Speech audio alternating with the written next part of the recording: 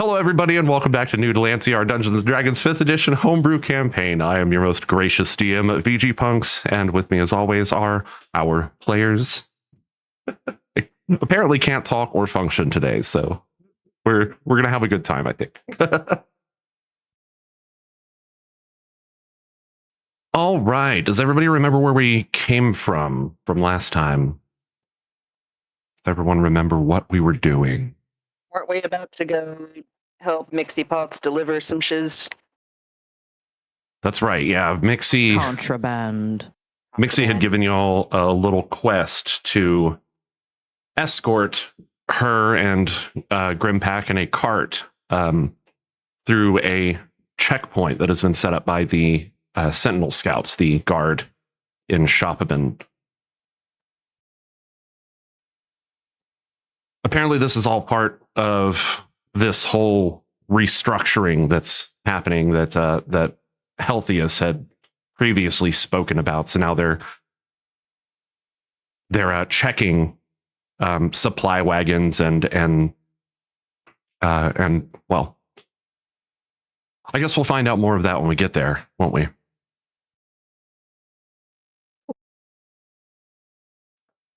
So yeah, why don't we just get right to it? Let's see here.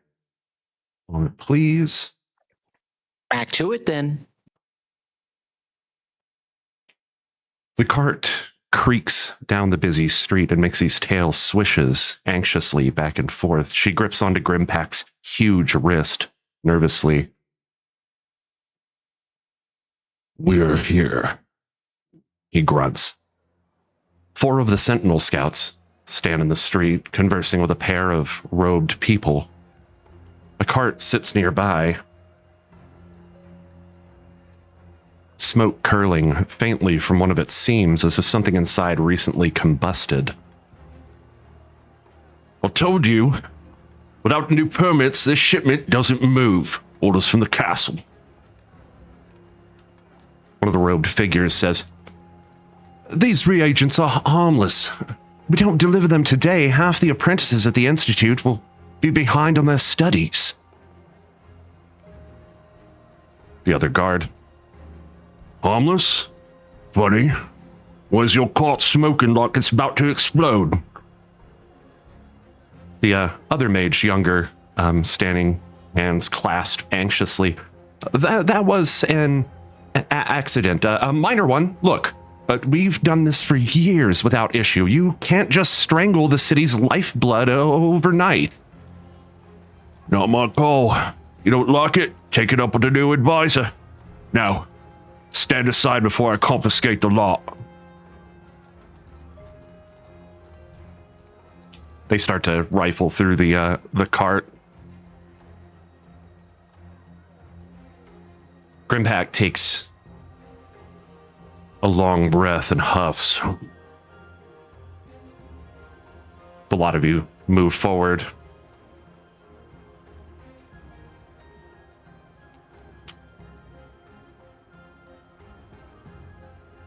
With not even a word, the guards immediately take the cart and move it off to the side over here.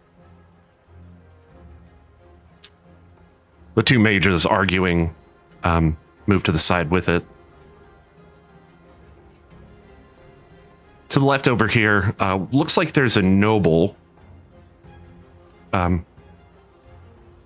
the guards approach him, he pulls up what looks like an official-looking sheet of paper. It has some sort of seal marked on it.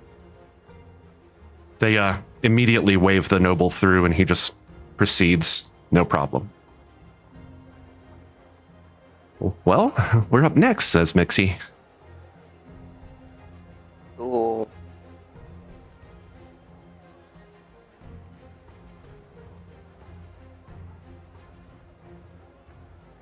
One moment, please.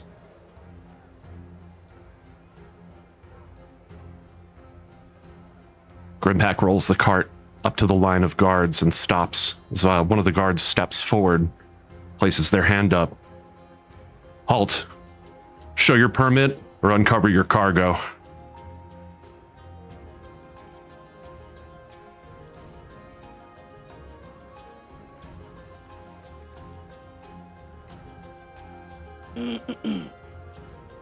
What do you guys want to do? That was a good question.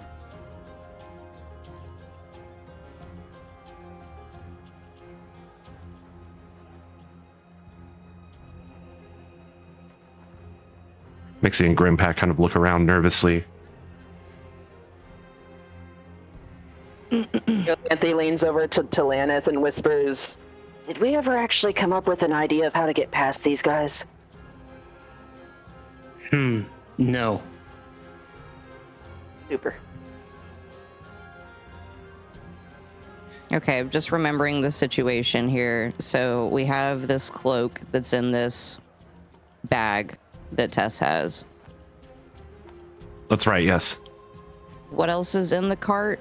Like, what else was needing transporting again? Is it just like magical items, or do they have something different in the cart?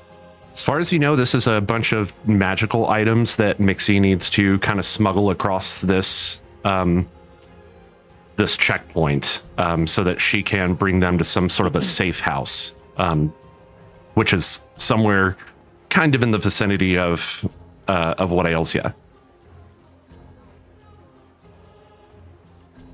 Okay, but we don't have a permit. No. Did we get Planets. one at the noble? Can you repeat that? It broke up a bit. Oh, sorry. Did we get a chance to get a good look at the permit that Noble had? Did who get a good look at it? Any of us?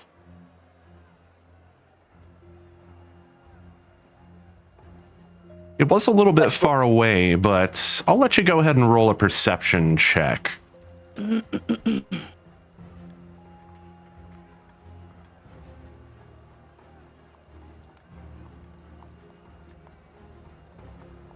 it's far away, was it disadvantaged or no?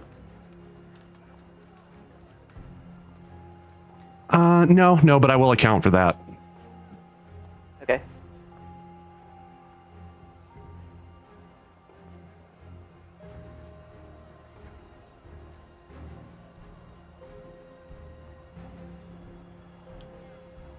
Planets is gonna approach them, and he's gonna whisper over to Scrito.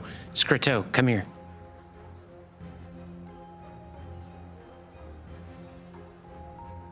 Scrito will cock his head to the side.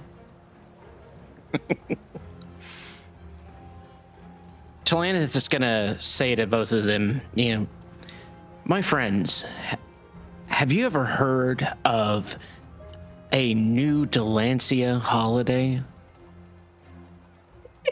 He's gonna try and lure them back over here to talk about this new topic. So you're going to try to... Go ahead. Yeah, and hopefully he's well, I can't really say it, but all right. But he brought Scrito along, to talk about this new Dalancia holiday.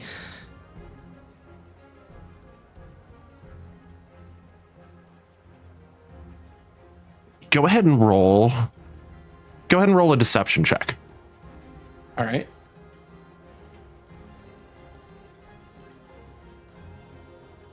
Hold on, I gotta pull up my character sheet, sorry.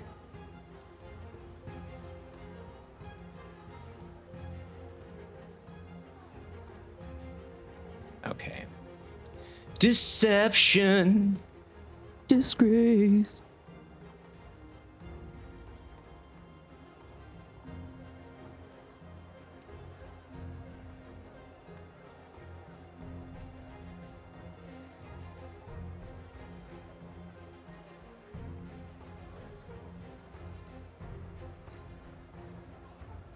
The guard is like, I haven't had a holiday in some time, actually. So Talanith is gonna grin over at Scrito and say, nothing beats a new Dalancia holiday. Nothing beats a new Dalancia holiday. He mimics back. But I am pretty sure if there is anyone to give us a holiday, it's not going to be you. What's in the cart? Oh, but why would you not think that I, a delightful drow, couldn't give you a new Dalancia holiday? Is some kind of code for something? He starts to look a little suspicious of you. They start to look around the rest of the group and they're like, wait. You lot look familiar. I just have one of those faces. Now, about that holiday.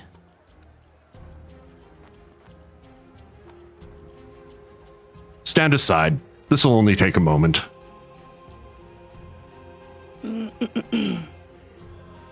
Talanith just stays and grins. The guards moves up to the side of the cart and I'm so confused. What the fuck is happening? starts to kind of pull the... Tess will approach the guard.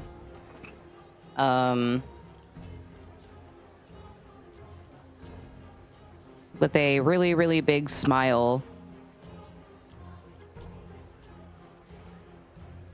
Give me a moment to think, please. we should have come. Probably should have discussed a plan last time. Rek, what are you doing? Rex starts to step over to the cart with the other people that got pulled off to the side, and then I can't move my figure anymore because I think it's underneath the cart token. I'm going to move this cart like kind of into the alley over here because these things are enormous. Actually, I'm going to just remove it from the scene. The cart's there. It's just, you know, it's big. Oh no, there goes my whole plan. No, it's still there. What are you trying to do?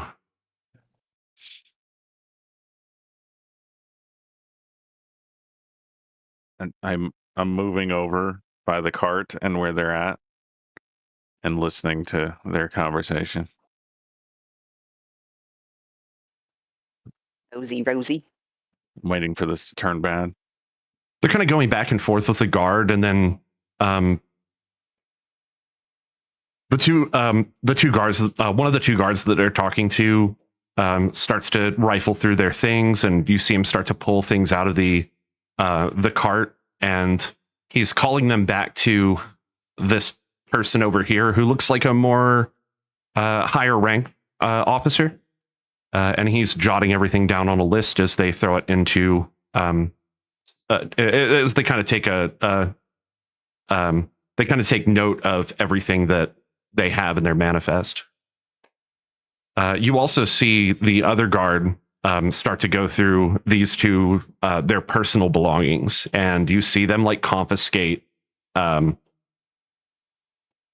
see them confiscate what looks like some ornate magical items.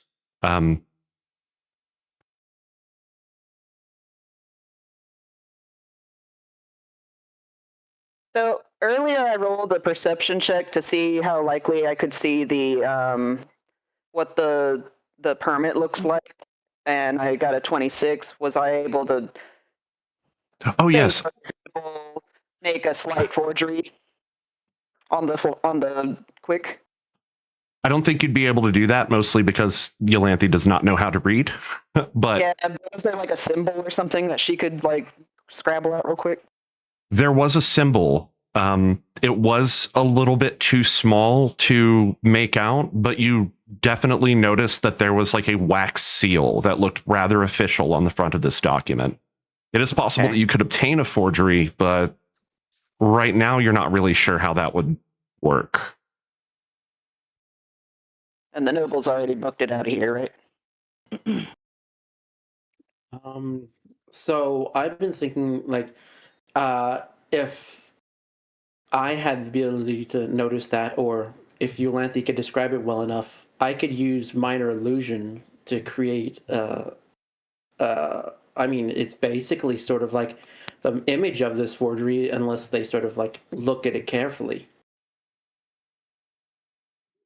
Actually, you would probably be familiar with the very seal that was on the document without even needing to see it. You kind of grew up here and interacted with the nobles quite a bit.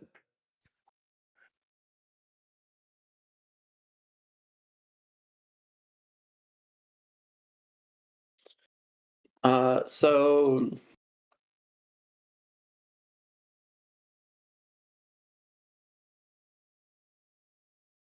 see.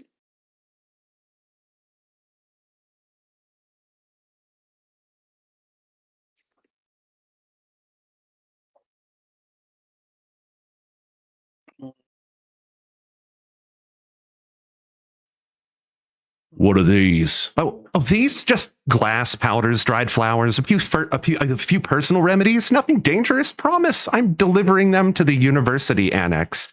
They've been begging for a resupply after the whole Hydra mess. Poor dears. If I don't get these, the experiments will all go wrong. Can I attempt to charm this person that Mixie and Tess are talking to?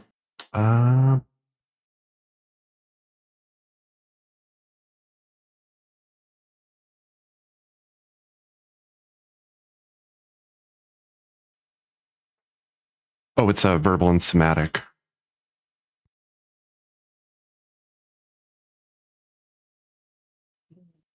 You can, but I will need you to roll a stealth check if you were trying to do it quietly, and not making them aware that you're doing it. In other words, you're trying to charm the guard captain here, or are you trying to charm the guard that here? Or the guard that we're talking to.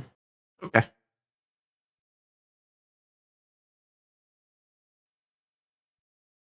Oof.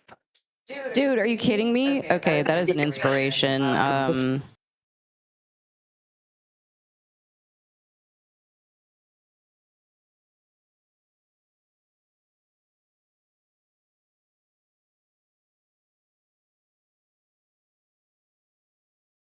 is a much better roll.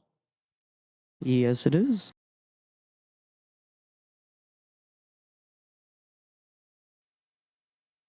Okay, so it looks like the guard must make a wisdom saving throw.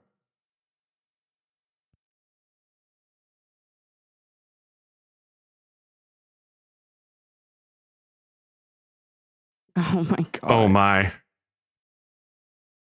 Oh man.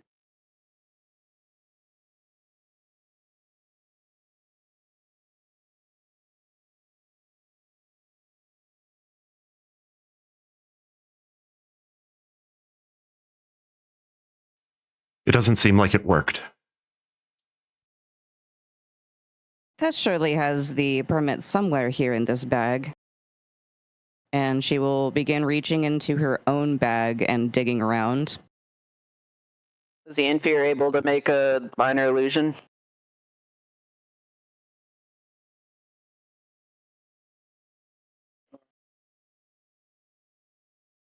Actually, we're gonna Aether will help Tess look through the bag, and as doing so, we're gonna use prestidigitation in order to create the image of this document. Tess pulls out her mother's skull and hands it toward the guard. Would you mind holding on to this for Tess for a moment? Holding on to what? I'm sorry. Tess's mom's skull. She takes up a lot of room. What's this? Tess's mother.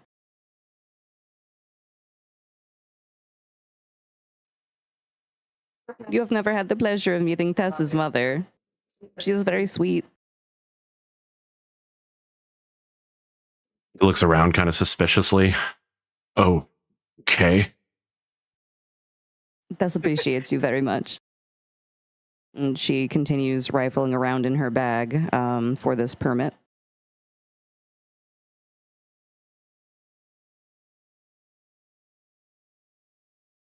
He points to a couple of these barrels that are sitting in the back of the wagon.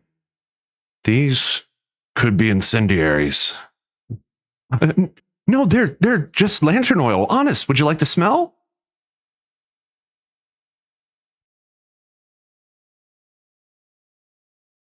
So the prestidigitation actually made the permit in the bag? Still reading through it, sorry. Because Okay. it's a non-magical trinket or an illusory image that can Yeah, fit that- in your hand. Hadn't gotten there quite yet. Okay, yeah, cool. That does work. Yes. So yes, you can create a fake one using that. And yeah, I'll make it since it's like as a non-magical like just document type thing, and then pass that into Tess's hand. Tess grabs it. Ah, here. Here is the permit. Would you kindly hand Tess's mother back to her now? Yeah, of course. And he hands the skull back over to you. She grabs the skull with both of her hands and opening up the jaw as like a little puppet. She says, "Thank you kindly." Looks like we're all clear here. These ones can pass. Valphalin takes kind of a deep breath and lets out a huge sigh of relief.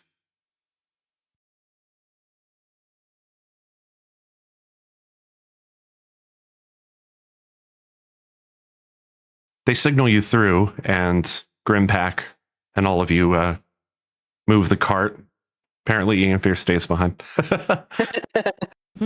Oh my gosh, I'm moving everything. I was about to say Actually- Rex going to stay behind. Yolanthe actually stops and like kind of looks back at the people arguing with the guards. And she's like sighs and kind of channels herself a little bit and does the fairy step back to where right here.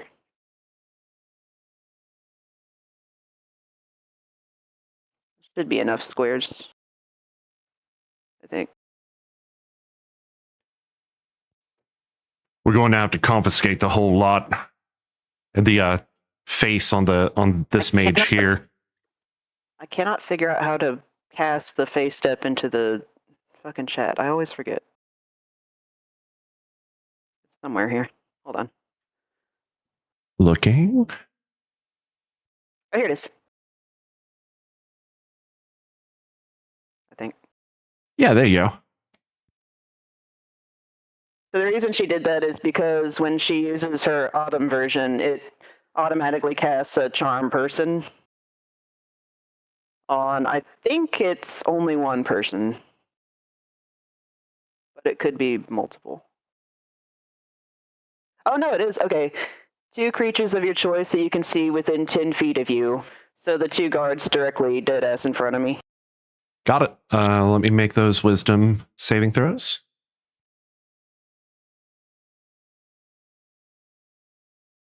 Ah, sucker.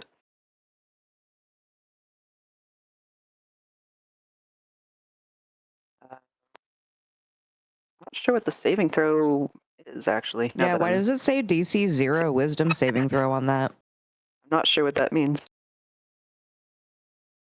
Yeah, Just- that's interesting. That shouldn't be that definitely shouldn't be DC 0. That should be your spellcasting DC save, or your spellcasting save DC, which is 15. So both of them failed it. They're both charmed.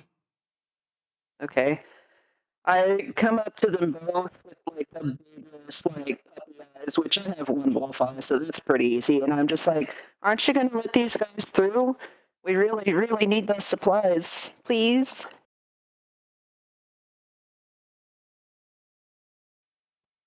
You're probably right.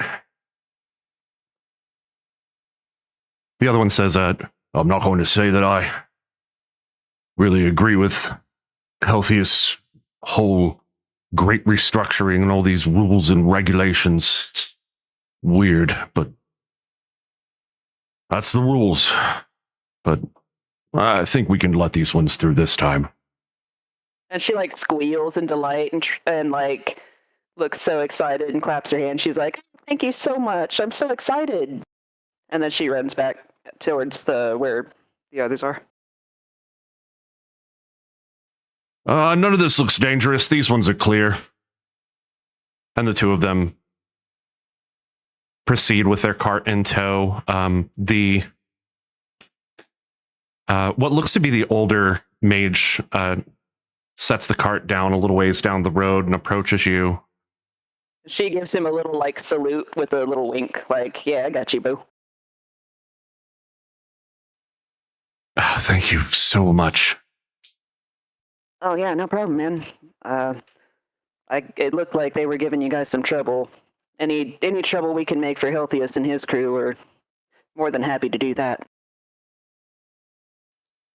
We're new in town, just making a delivery up to the Institute.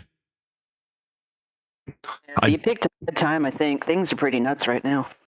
Apparently so. Guards almost at every corner. Some freaky shit going on. And can you see the cloud from here? Yeah, absolutely you can. Okay, she points up at the cloud and says, "This may surprise you. That's not a normal thing."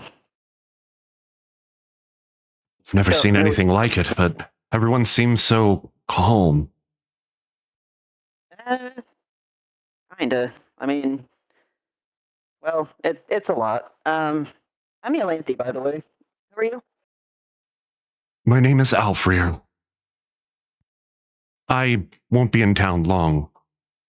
Again, thank you so much. Yeah, well, just try to keep your head down while you're here. This tension in the air is getting pretty high, and things are getting kind of weird. Agreed. My apprentice and I will make this delivery, and then we should be off. Yeah, sounds good. Drive safe and all that. Stay safe. Thanks. And she goes to catch up with Tess and Mixie.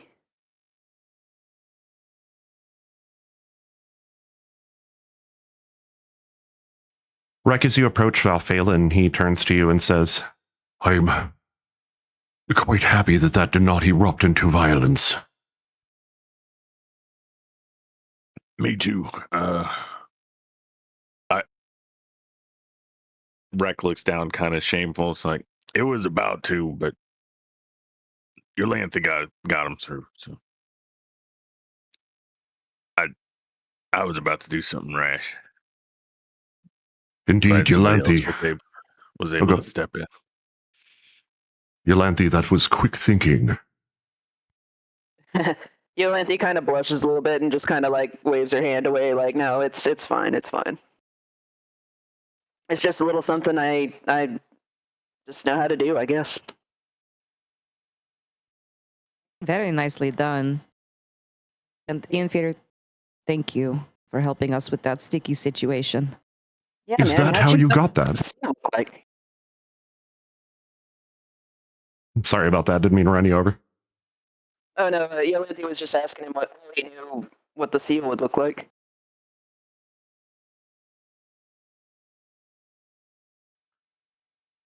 That's probably still out. You can see it's sort of an official looking seal. It's got a lot of little curls and things, but it looks like it's No, a. wasn't she asking Inferior how he knew? Oh, I'm sorry. I thought you asked what it looked yeah, like. Yeah, I think Inferior was about to answer. Yeah, I mean, it's kind of standard stuff. So something I would want to see, especially in town. So Cool. Well, that was pretty cool of you, man. That came in very clutch. Mixie, how much farther do we have to go with this stuff? Are we going to have any more encounters with any more guards?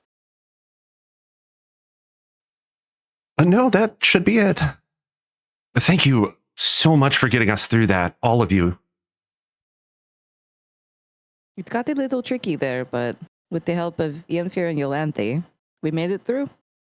Yolanthe holds up her hand to Inferior for a high five. yeah, I'll give a high five.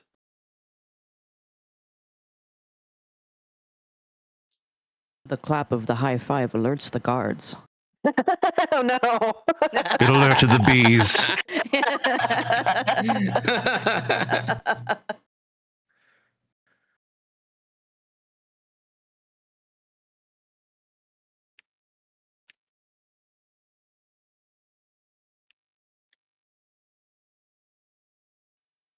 Grimpak grumbles Too easy. Almost suspicious.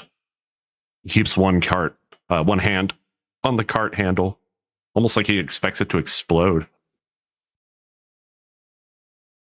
You are too tense, my friend. Mixie walks up to you, Tess, and clasps your arm. See? Told you my charm would work. Thanks, Horns. It worked flawlessly. Of course, kitten.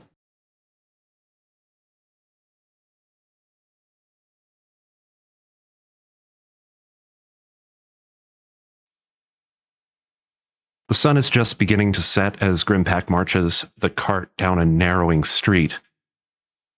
This little street is mostly devoid of activity, but you occasionally catch sight of various shadows darting around narrow alleys. Outside one of the buildings, a man lies with his back arched against a wall, bottle in hand, loudly snoring. This is it, Grimpack says as he turns the cart into one of the narrow alleyways. A shadowy figure leans against the plaster wall next to a slightly open door, puffing on a cigar. The cart comes to a stop, and from the shadows, two beady eyes glint in the fading sunlight. The Ratkin fellow adjusts his hat as he looks you all up and down, pausing at your tabaxi friend. Let me show him on the screen real quick.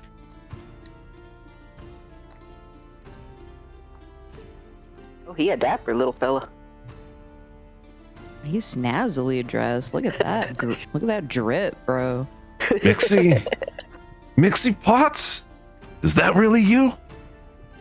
Mixie cocks her head to one side. Oh, Mick! Oh, my paws, it's been years! Damn, you got a lot taller and a hell of a lot louder. Mixie pauses, lowering her voice. Oh, sorry about that. Oh boy, is that Grimpack? Jeez Louise. What brought both of you back to the Magic City? Business, as always. Still got all the charm of a busted pipe, I see. Anyway, this it? Stuff you need tucked away? Grimpack huffs. That's right. You leave it to me and the boys, kitty cat. Mick turns toward the door. Hey boys, cart's here, let's go. A few Ratkin emerge from the door and start unloading the cart.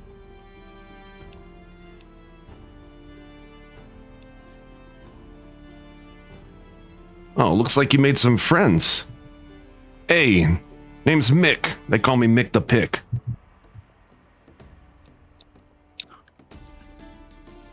How does one go about getting such an interesting nickname? Oh, that's probably a story for another time. Kind of grins. Very nice to meet you. I'm Tess. She reaches her hand out to shake his. Am Tess. Good to meet you, Am Tess. Why does everybody say that? Just Tess. Oh, sorry, Tess. Got it. And these are Tess's friends. Care to introduce yourselves?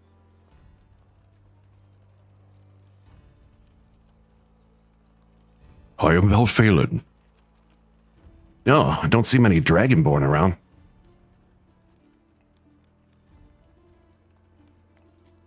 I mean, don't everybody speak up at once. Well, no one wants to be rude, but hey, my name's Rek. And what do you pick? As he shakes his hand. What do you got?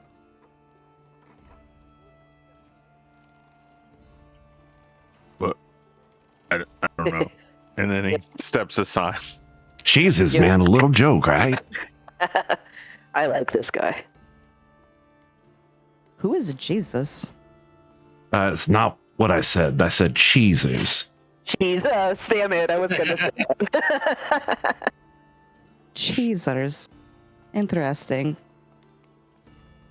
Tess may have to borrow that. Cheese and rice. Kind of cracks a wide grin at you. Yeah, sure. Is it Mick or Nick Pick? Like M or N? Yeah, with an M. With an M, okay. I gotta say, Mixie, I'm pretty impressed. None of your friends here freaked out when I saw a rat.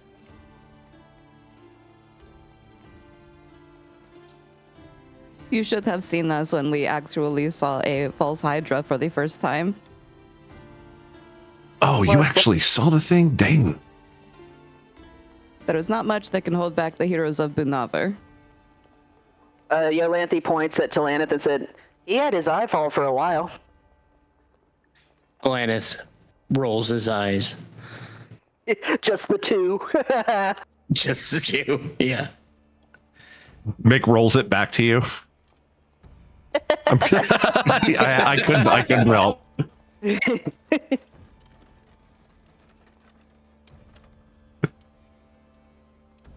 Wait. So that was all you guys. That is true. Holy shit. Well, damn. Not every day you get to meet some true bona fide heroes. He kind of gestures with his hands a little bit. Anyway, I didn't. What's your name in the back? Drow guy. Talanith just kind of looks briefly over Talanith, and he just waves slightly and then looks away.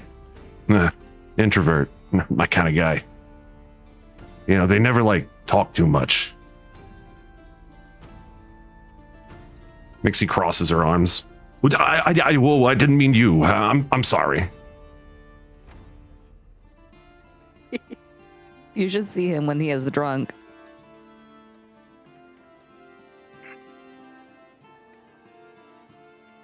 What about the rest of you? You, noble-looking fellow, what are you doing here? He points at you, Ian Fear.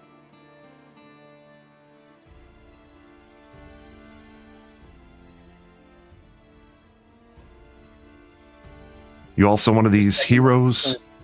Yeah, just helping out some friends. Name's Ian Fear. Wow, all right. And I don't think I caught your name either. With the eye scar thing, that's kind of bends in to kind of look at your eye, Yolanthe. She kind of backs away, like that is not the way Yolanthe likes to be noticed. Oh, So she covers her. She's like, I'm Yolanthe. I didn't mean anything by it or nothing. Look, we'll wrap this up real fast, and we'll let you guys get on your way. Mother always said that if somebody cannot fix something about their appearance within 5 minutes, it should not be mentioned or brought up at all. Oh, hey, Tess. He hasn't met your mother yet. Oh, would you like to meet Tess's mother? And she reaches into her bag. Yolanthe is giggling in the background. She pulls out her mother's skull and gives a big toothy grin. Meet Tess's mother. He leans in and, hello, Tess's mother. Strangely, he does not seem at all jarred or surprised in any way. So chill about the whole thing. Tess, like you see some tears brim in her eyes for a moment, and she blinks them away. That is the sweetest thing anyone has ever said to Tess's mother. Oh, what? Oh, okay. For some reason, people like to hesitate with her. She may seem intimidating, but she is very nice. I mean, not the first, mother skeleton I've met in my life. Let's just say, I've been around the block.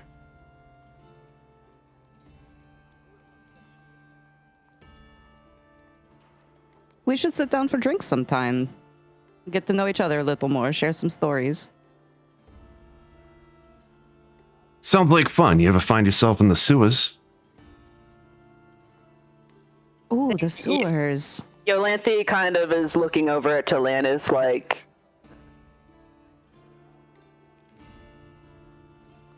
Skrito's eyes kind of shift left and right for a moment. yeah, I forgot. Scripto was down there too. Oh, there's a nice place down there, Vel's place. I don't know if you've ever been by there, but that's a good joint. Tessa's never had the opportunity to explore sewers before. Oh, you ever find yourself around the way, or you need to, keep your head down a little? Just mention my name down there. Tess will remember that. Thank you. For sure.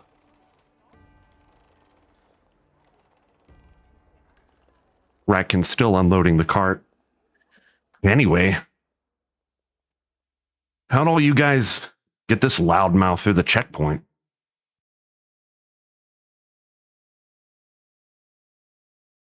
Mixie crosses her arms and pouts again. It turned out to be kind of easy. These guards are actually kind of dumb. Huh. Yeah, you could say that again.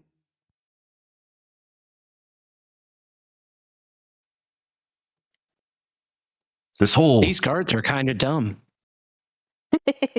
Yolanthe You could say giggles that and again. Scrito's at the head. Scrito says, these guards are kind of dumb.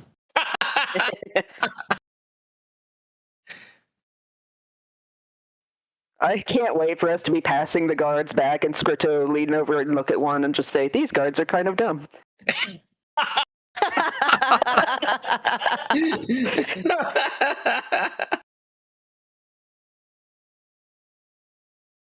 Well, good on you for being able to get through this mess. Ever since that new advisor took over or whatever, and announced that great restructuring or whatever, it's been complete chaos. Now, I can't say it's been bad for business on our end, but sucks for you lot topside, especially you kind folk like Mixie. She smiles, kind of beams a little bit.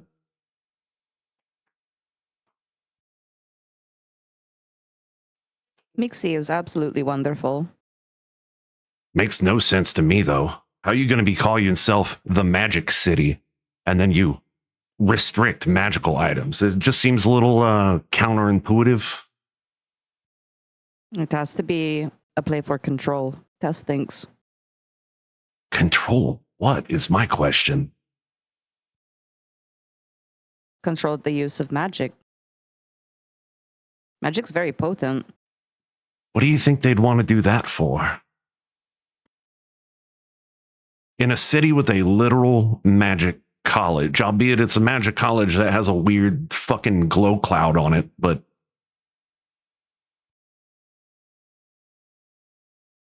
The glow cloud is quite the distraction from just everything going on.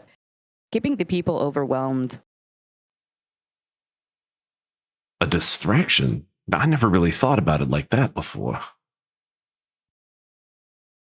Does not seem to be doing much harm up there so far, as far as we can tell.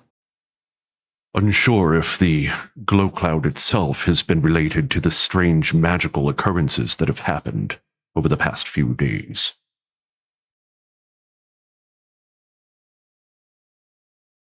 It would help if we could learn a little bit more about it, but the people are scared and they're overwhelmed, and that brews a storm for control. And plus, some of them are literally under control. They just keep wandering the city and just chanting, "Oh, hail the glow cloud." Yeah, sometimes we hear them downstairs. It is insane. Hear a lot of things downstairs, actually. I heard some of those tight collars over at the institute having some trouble with magic. I think you just mentioned something about that, but particularly at the institute, it's actually really bad. Students are going crazy. Spells are like exploding shit. I wouldn't want to be there. Whoa. How long has this been going on? Ever since the fucking cloud showed up. Tess pulls out her journal and starts jotting down these notes with her left hand, notating everything that Mick is saying. Students' spells are. You said they are exploding. That the students cannot control the magic. Just all kinds of stuff. It's like nobody there can control their magic. It's real weird. It's gotta have something to do with that cloud. But, distraction, though. Makes it sound like somebody, summoned it. Is that what you were implying? Tess has her suspicions that Haltius may be behind the cloud. I fucking knew it. I mean, I fucking knew it. Your people seem to get a lot of information by being in these sewers. We're not always in the sewers, you know? I mean, I'm here. Right in front of you. True, but is there any way possible that you may be able to gather some information around Haltius and everything going on, perhaps in the castle with him? The castle's kind of a tough one to crack. Most of our connections in the sewers there have been blocked off a long time ago. They don't really approve of our existence, the nobles, you see. Is that why you live in the sewers? Yeah, that's about the sum of it. Oh man, that sucks. Yeah, it is what it is. Kind of like the sewers down there, you know? Smells bad, but there's some good people down there. And, you know, the sun up here can be kind of harsh. I prefer night. I prefer the dark. A lot of us do, I guess.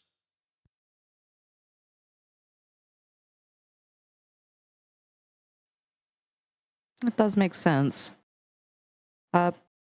Mick, if you do hear anything, any new updates concerning Haltius or this cloud or anything else going on in the Institute, would you reach out? How do I do that? Where do I find you? Perhaps our friend Talanith can help with this? He looks over at you. Talanith looks like he was distracted for a moment. I'm sorry, what? Talanith, you have a way of keeping in contact with people, correct?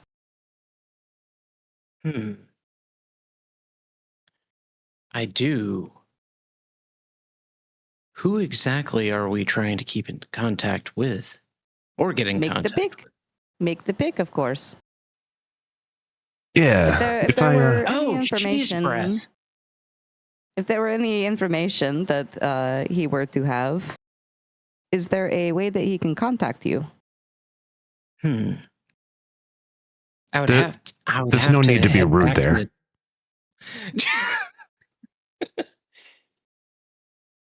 I would need to head back to the tavern for that.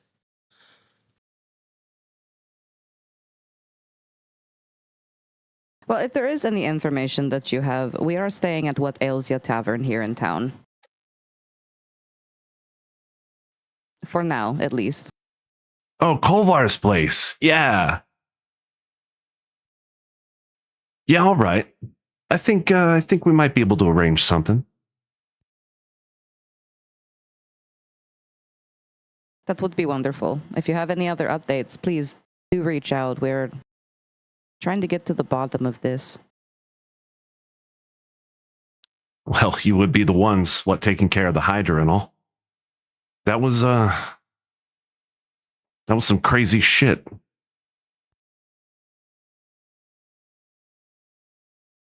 Yeah, Well, we, what'd you say, Yolanthe? she's just saying, yeah, that's us, all right.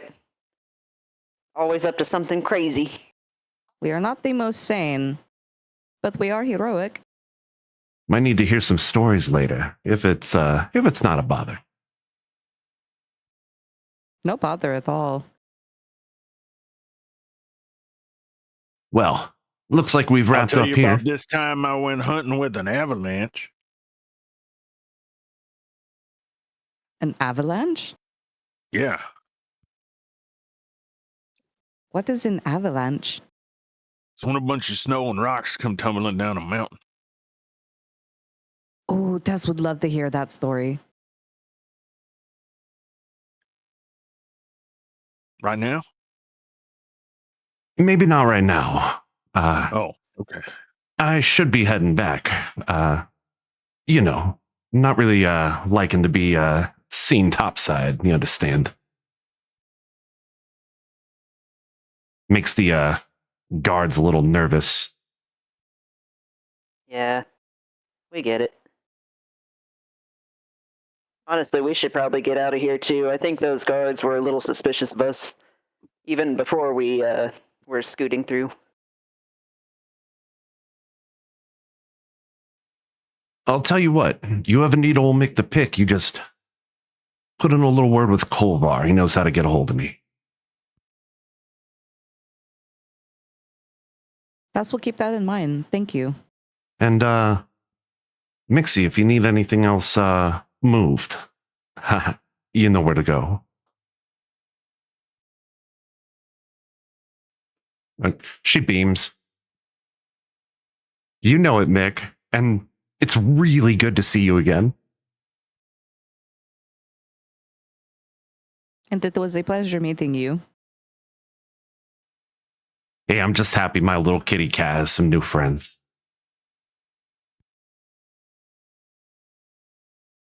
I'm off. Keep your head down. Stay safe, Mick. He slips through the door quickly and silently. The door closes softly behind him, and the alley is flooded with darkness.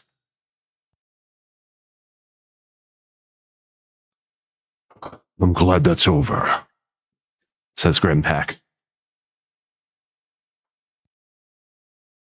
So now what? We just go back? Now, why don't we head back to my shop? I think our reward is in order. Yeah, all right. Let's get out of here at least. Oh, speaking of, Tess forgot to give Mick the cloak. Ooh. She'll reach into her bag and kind of shout toward the direction that Mick kind of slunk off to and say, Mick. Wait, don't worry about that, Mixie says with a smile. I'll cover it. Why don't you But just we hang made on to the- it? We made the promise to the eyeball guy. No, I'll pay him off. It's fine. Oh, thank you, Mixie. I mean, it's the least I can do. You just saved my business. Oh, it was nothing. Oh, but to me, it was everything. You don't understand, Horns.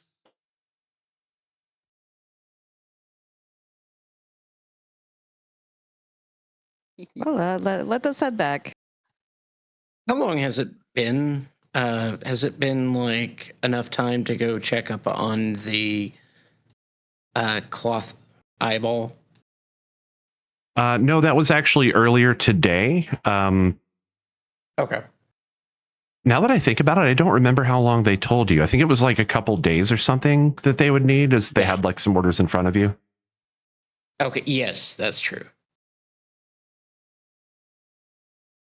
Just At any didn't want to rate- miss that. At this point, the sun is down. So night's fallen. Grimpack hoists the cart back out of the alleyway, kind of just backs it out. And you all accompany them back down the street. So you all follow Mixie and Grimpack pulling the cart down the street. Streets at this point are starting to die down for the evening. People are starting to return to their homes from whatever jobs they do. You see merchant stalls being closed up, canvases being furled, and itemry being locked away.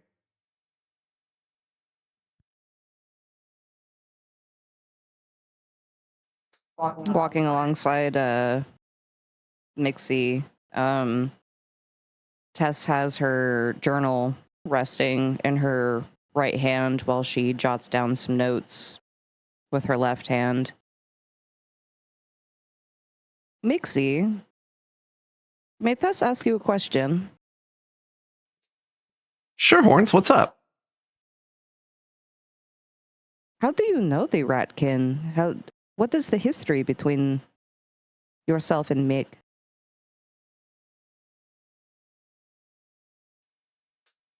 Oh, wow. First time I met Mick, huh? Okay. You see her eyes kind of wander. There's a lot of places I could begin this story. What do you think, Grimpack?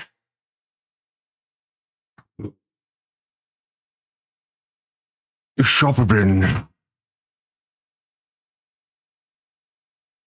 is a city that is kind of known for its treatment of outsiders. I see where you're going with this, Mixie. Replies to him. When I first lived in Shopperbin, I was a student at the Institute of Thaumaturgy. I think you already knew that, though. Did you already know that? No, Tess cannot recall ever hearing of this.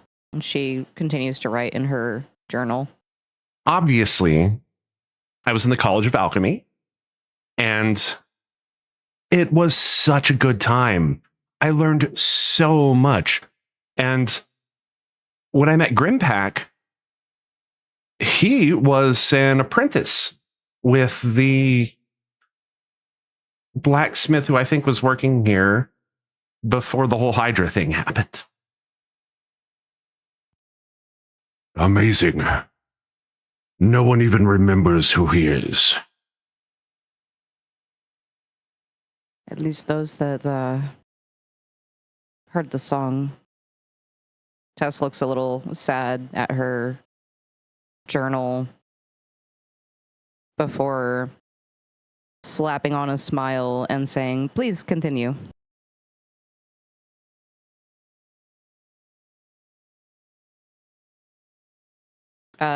Tess is going to, kind of after slapping that smile, she moves the writing utensil to her other hand and adjusts her journal and then starts writing with her right hand. Oh, are you ambidextrous? Tess cocks her head to the side. What the now? You don't have like a primary hand. You can do everything with either hand. Oh, yes, that is correct. Oh, that's rare as hell, Horns. Rare as hell. Yeah, not a lot of Tess people. assumed everybody could write with both hands. No, I write with my right hand. That's interesting. I did not know that about you. Write with right hand.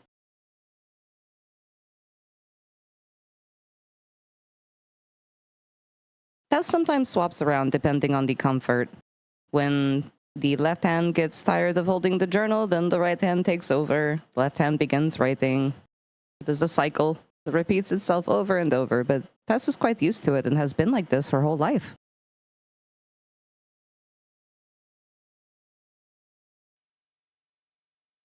I find it intriguing that we could be friends as long as we have, and I can still learn new things about you. Tess supposes she's full of all kinds of surprises, as are all of you. Touche. Anyway, as you were saying, Mixie. Right. The Racken. Grimpack was an apprentice with the blacksmith who used to live here until we both moved. But it wasn't always the case that we were welcome as we are now. It used to be that Tabaxi and Minotaur were, well, suffice it to say, people gave us some looks. Some very particular ones that were not as friendly. Oh. Tess is very familiar with that. Particularly the nobles.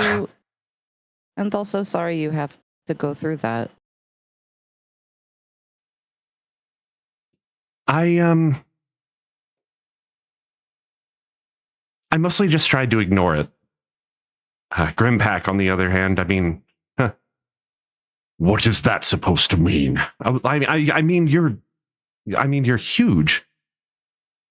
Not, you don't see a lot of, well, never mind. Tess has never seen one of your kind before, to be frank. We are quite rare. Many of us choosing a life of solitude. Perhaps I would have been the same, save for a old dwarf who took me under his wing, changing the course of my life forever. Tess beams, getting really excited, and she runs up to Grimpack. Tess also has a family of dwarves. Please share more.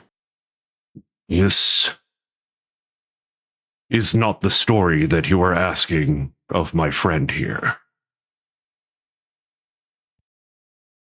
Surely we can derail the topic for a moment.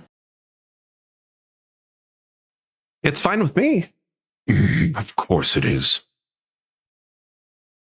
He kind of rolls his eyes and crosses his arms.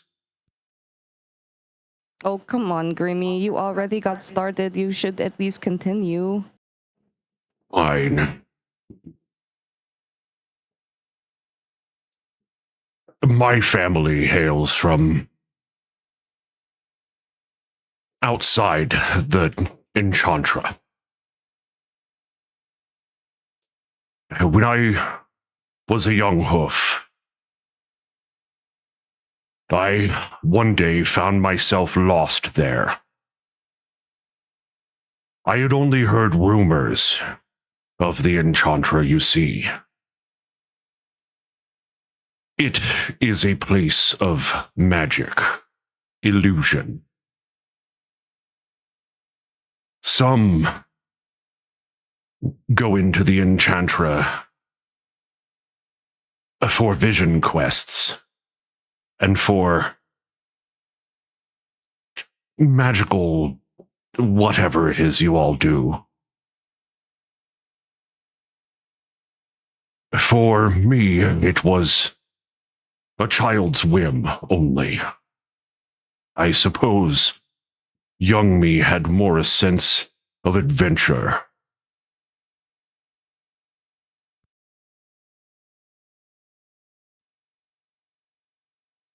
I found myself lost. You had the freedom to just go explore within the Enchantra? Minotaur are strong. We can go anywhere, even at young ages. We would travel out on our own a lot. My brothers and sisters, I've maybe interacted with them 2-3 times in my life. Fascinating. How many brothers and sisters? 12, 13, I think. Chasers. Don't ask me for names. I'm not good with names.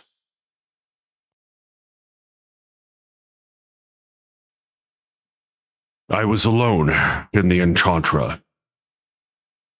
Lost. In a forest where you could be traveling in one direction and suddenly find yourself traveling the opposite way without even knowing that you ever took a turn. And that's when the old dwarf found me. Hungry and alone.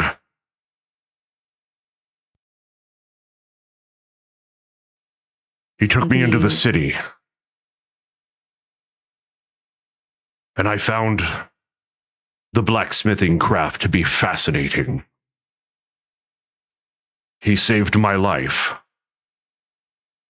And I would repay my debt in service to him. And thus I would spend the remainder of my days hammering away at the anvil.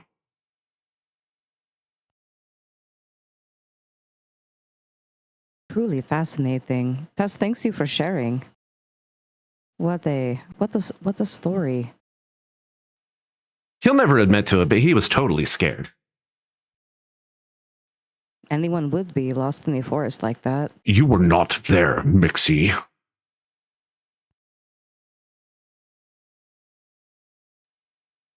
He crosses his arms again and puffs. One does not have to be there to understand how terrifying it can be to be so lost and alone.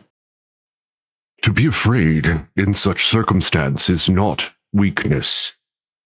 It is what it is to be alive.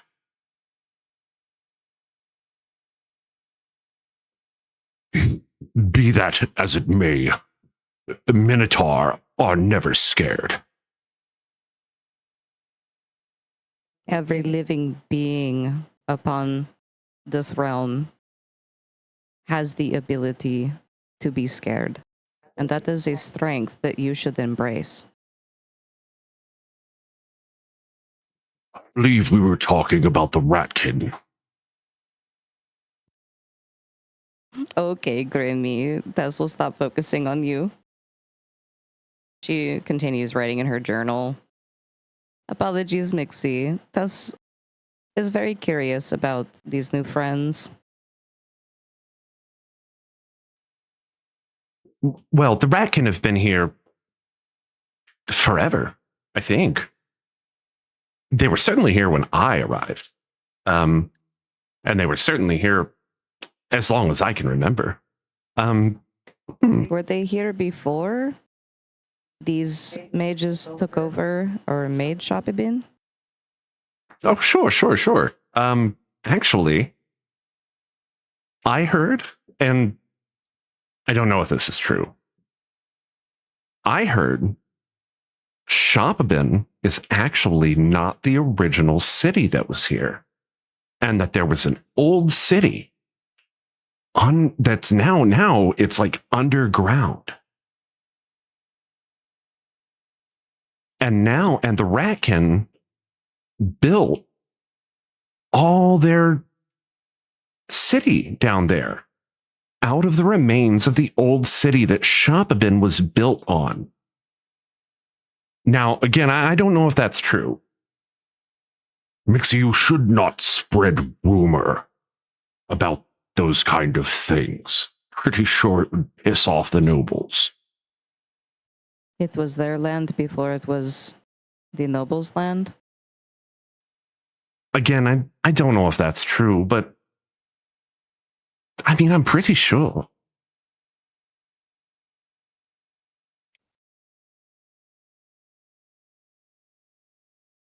Tess continues writing in her journal. Oh, right. But yeah, you would ask me how I met with them. One day, we were all on lunch, and I was pretty new at the academy still, and I didn't really have like a lot of friends. I mean, at the time, most of the other students pointed fingers at the rest of us who weren't just elves. Pretty commonplace.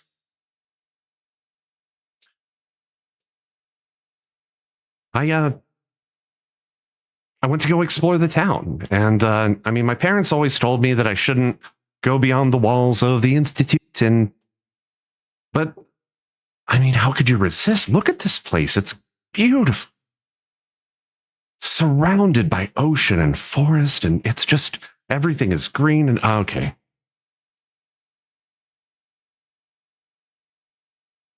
It is a very beautiful city, but Tess is a little saddened to think that it may be upon stolen land.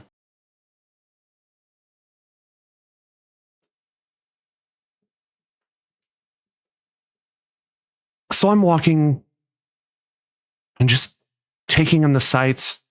I had made my way to the market district, and there was kind of this quiet corner. There's a building there now. It's a little shop. And I remember I was walking, and I had some kind of snack. I think it was like jerky or something. That's irrelevant. So I'm walking, and I remember I came into an alley, and I heard something, and I turned, and there at the end of the alley, there's a little, what I thought was a storm drain. And I walked to the end of the alley, and the storm drain was open, completely open. And this city is a tight ship, you understand. These kind of things never happen.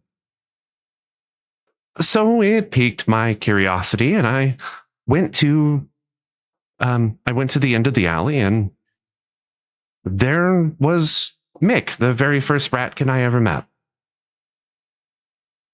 I don't know what he was getting involved with at the time, but he was very mad that I was there. I mean, my charm always wins the day, let's face it.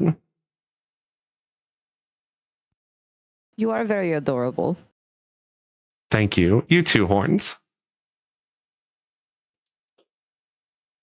Once I explained that I was just wandering around and that I was a student at the Institute, he let me go. And I came back next week and found him again. And he was just as irritated. This is pretty much how she is.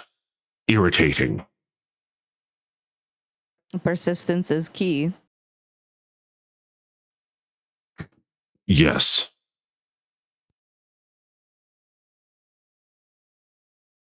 You grumpy types really love the persistent ones. Just ask Bogram.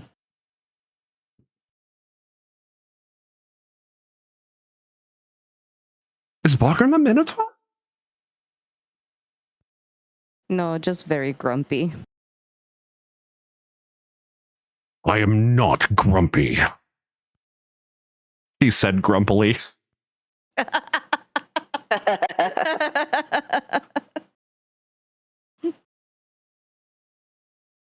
You would definitely get along with Bogram. They would just sit there at the table huffing at each other back and forth. It would be amazing to see. I would like to see that.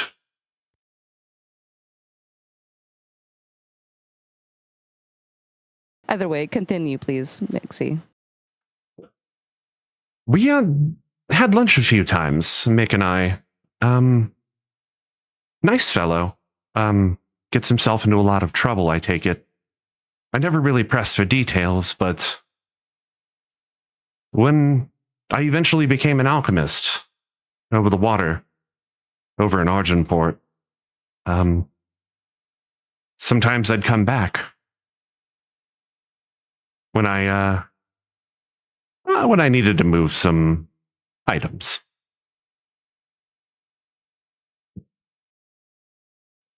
Explosives, she means.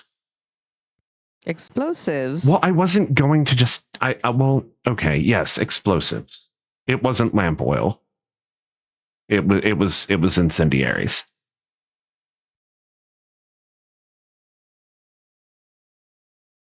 For what? It was dangerous stuff the entire time. Well, yes. I mean, for experiments, you never know when you need to explode something. Right? You might want to explode your garbage. That is a valid argument. Burning it smells bad. Exploding it, one and done. Tess can appreciate a well-timed and controlled explosion. Pretty sure the ratkin are not exploding garbage, Mixie. I'm not asking those kind of questions. I am just helping my friends. And helping friends is good. Nothing bad ever came from helping friends.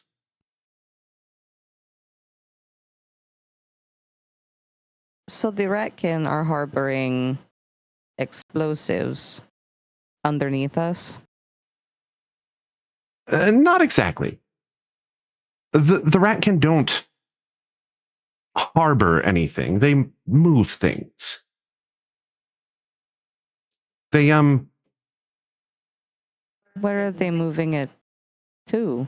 other towns, other places.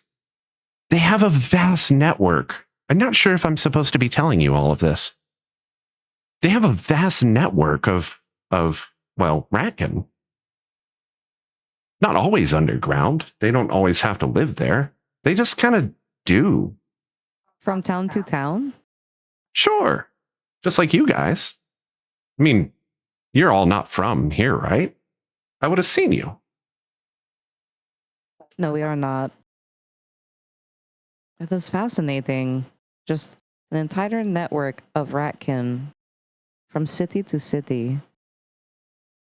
They can get stuff done and they don't need to run it by the nobles to do it, which is convenient for me. And especially now that I work here.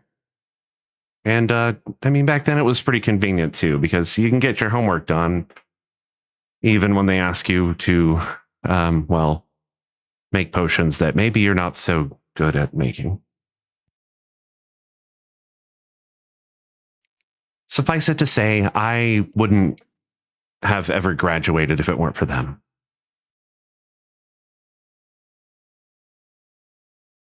Definitely sounds like a good symbiotic relationship there. It was, and they're so nice. Nick mentioned Vels earlier. If you ever get the chance, you need to go there. You just need to go there. Tess would love to go explore under the sewers and check out the Vels. Have a few drinks and sharing some stories and just getting to know these Ratkin.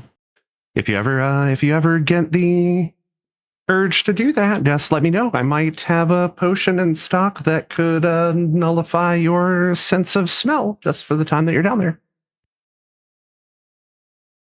Oh, Tess had never thought of that. Although Tess is very used to unpleasant smells. It does have kind of the side effect of maybe you can't taste stuff too, but no. Tess would rather smell shit than not be able to taste delicious food and alcohol. I would have to agree with that. There are so many things out there. So many flavors and... but I digress. I apologize.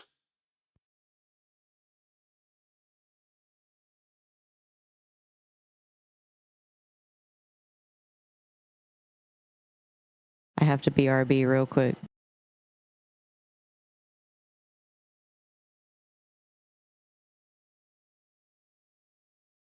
Tess, really quick to you. Are you ready to go? You were sitting down and stuff. Oh no, Tess's feet hurt really bad. Tess could use a little break.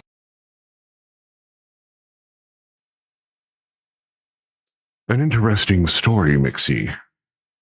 I, for one, would like to hear more sometime.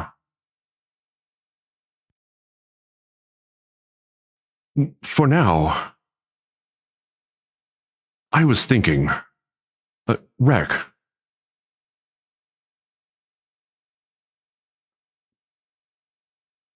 Yeah.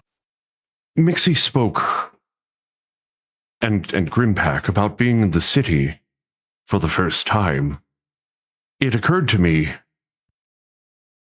your people are a wayward folk. Is it strange being in such a large city? Is it unnerving for you?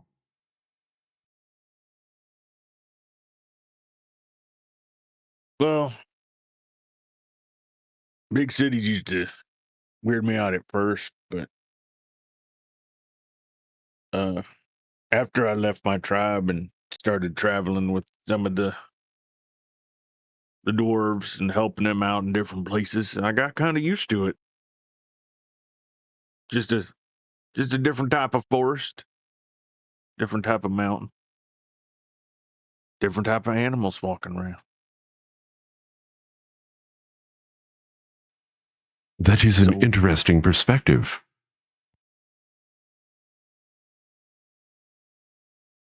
Just learning something new. Did you Just like when we were on the ocean. Didn't like it at first, but I learned. You always do, friend. You are...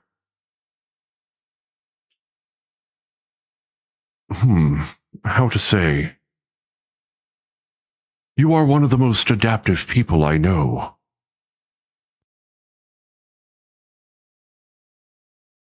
Well, I had to be that way growing up the way I did. Ain't easy being different. Don't let anyone tell you different. Did you spend a lot of time in cities? No, I grew up in the wilderness. Wasn't until I got much older and left my tribe that I started visiting cities.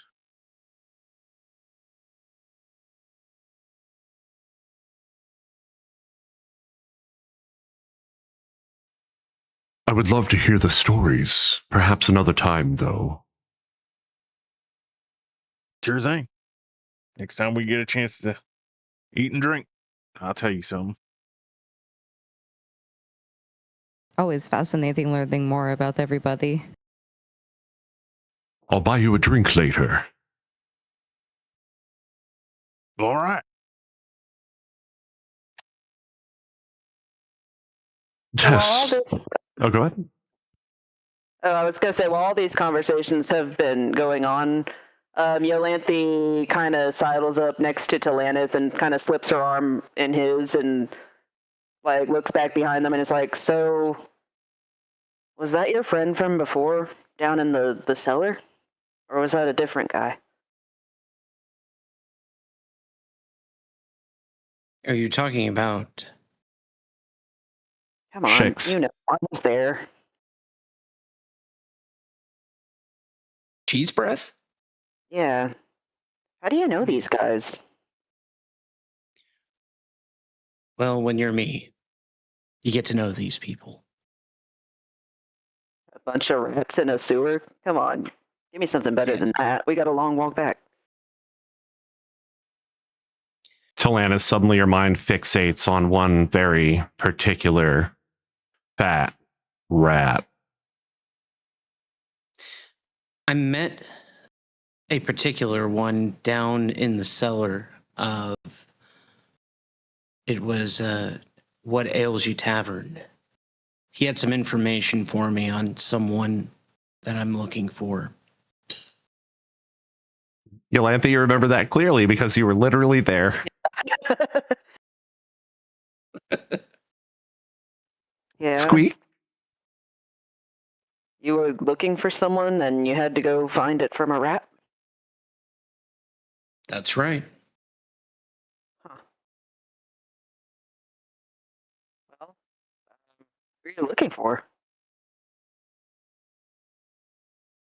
Talanith just kind of he kind of looks off in a different direction, but is a ... moment. She rolls her eyes and like punches him in the arm a little bit and says, "All right, keep your secrets then, but I can't really help you."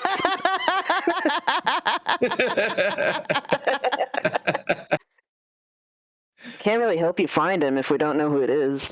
What if it's one of the guys up on the stage? It's not, is it?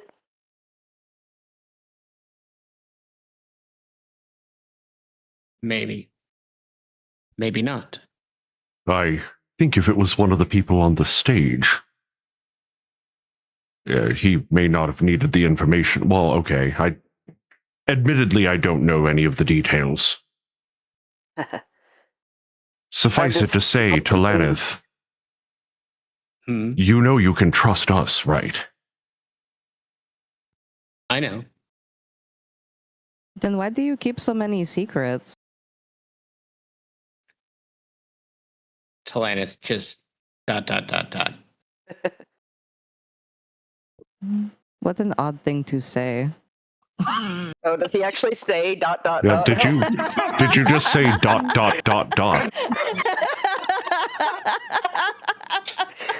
I about spewed water through my nose just now. all of a sudden, Scritto is like ... Scritto standing off to the side like, these guards sure are stupid. ...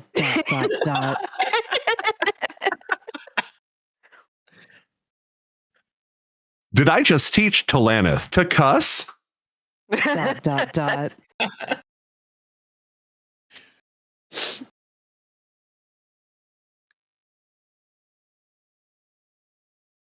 But whatever it is that you are keeping to yourself, just know that you can trust us. Talanith nods. I guess everyone's got something they kind of want to keep a little private.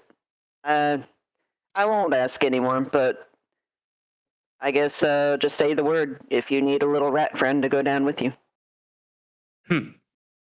Val walks over and places his hand on your shoulder, Talanith, looks you dead in the eyes and says, "My friend, ... No. Know this. Whatever it is that you're looking for, I would stand by you to the very last." Talanith nods.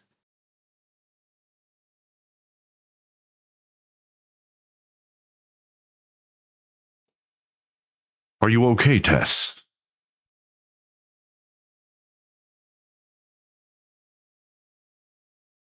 Sorry, I'm dying about this Michael Scott gif.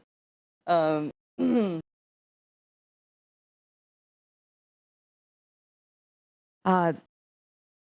Tess is feeling a little bit of discomfort. She has been on her feet for a long time today.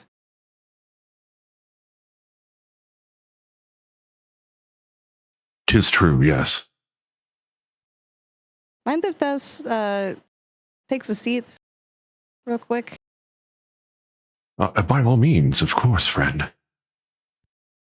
And she'll just she'll walk over next to like the nearest wall and plop down on the ground and start kind of messing with her boots, rotating them in really, really weird ways. Tess, are you okay? These boots, Tess does not understand how they are supposed to be comfortable. They start to hurt after a couple of hours of just standing, and Tess needs to probably take a break from the boots for a little while. And she pulls off one of her boots, and despite these boots kind of looking like, normal humanoid boots, the foot that she pulls out of the boot has cloven hooves on them. And she stretches her leg, and that feels so much better. Before popping her other boot off. I think Yolanthe looks from her foot to the boot, then to her foot to the boot, and says, I might have an idea of why they're not very comfortable. What would that be? Are you sure you're supposed to wear boots? Tessa's been wearing these shoes and type of these boots all of her life. I'm pretty sure Tessa's never taken off these boots. The smell would probably indicate that.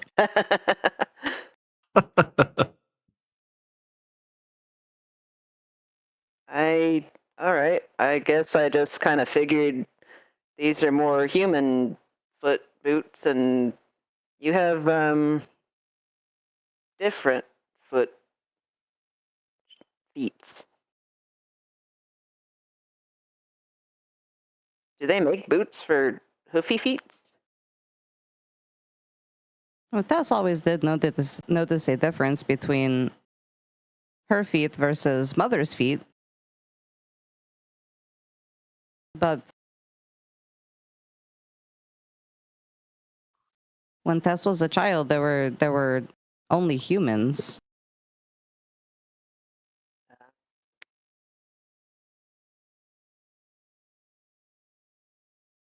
Yolanthe plops down, sitting next to Tess also, and she goes and pulls off both of her boots as well and says, I don't really want to wear shoes either. That's a good idea. And she stretches out her feet, and one of her legs has a weird little charm bracelet. Or no, not bracelet. What's the word? Fucking. It's like an anklet. Anklet, yeah, there you go. Yeah. Tess also stretches her legs out again. It does feel really nice to just be free. And ooh, what is that? What's what? That thing on your leg. What is that? Oh. And she kind of lifts up her pants leg and kind of looks at it, and she says, I kind of forgot I had that on. It's my mom gave it to me when I was real small. She said it was for protection. But she wouldn't really tell me. Yeah, I don't know. I don't think it does anything, but it's just a little reminder, I guess, of home. It is very beautiful. Oh, thanks. Yeah, like I said, I kind of forget about it most of the time. Because you're always wearing the boots or being in animal form. Yeah, mostly because I'm in animal form most of the time. I don't really have to worry about, trinkets and treasures whenever I'm just running around on four paws. That does make sense. And Yolanthe stretches a big stretch and says, can we get back already? I'm getting hungry. Oh, yes. Tess supposes she could maybe walk without the boots for a little while. And she'll stand up and do a big stretch. Oh, I thought we were sitting on the cart and Grimpack was still pulling it. Oh no, she had sat down next to a building real quick to take a break. Oh, okay. I'll walk with you. I don't really need to wear shoes either. She tosses Thank you. on the cart.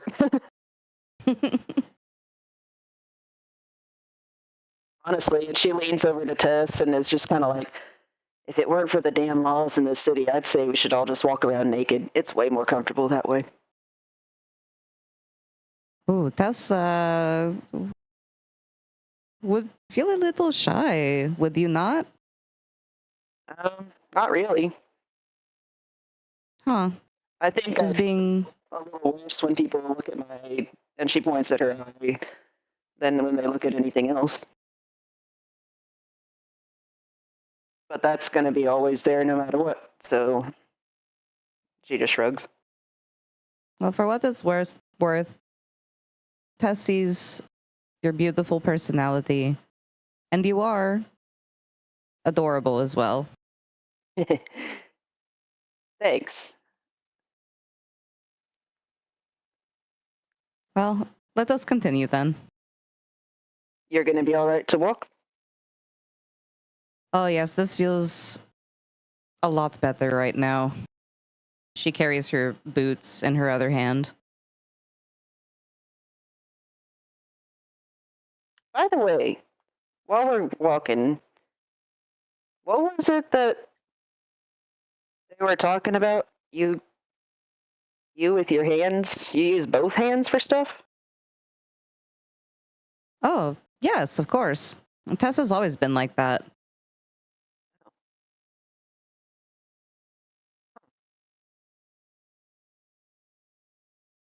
If you said anything, we didn't pick you up. She just was like, huh, interesting. Do you have a preferred hand? I can barely even write at all. And she pulls out I think if I remember correctly, it was that journal that that little child had been writing in when we were still figuring out the false hardware part. And she just kind of commandeered it and has been using it as like her learning, like little school book, basically. Yeah, the one that she's been like scribbling in, right? Yeah, and every time she like writes on one of the pages, it's so sloppy and like misshapen, and she just looks at the letters and she's like, "Yeah, I'm still trying to figure out how to get these letters to look the way they're supposed to. They just never look right." Come to think of it, back at the tavern, Tess noticed something a little off. What's that? Please do not take this as an insult, but why is it you grab something with one hand and move it to the other? Is this like a custom of your people, your culture? Yolanthe blinks and she's like, what do you mean?"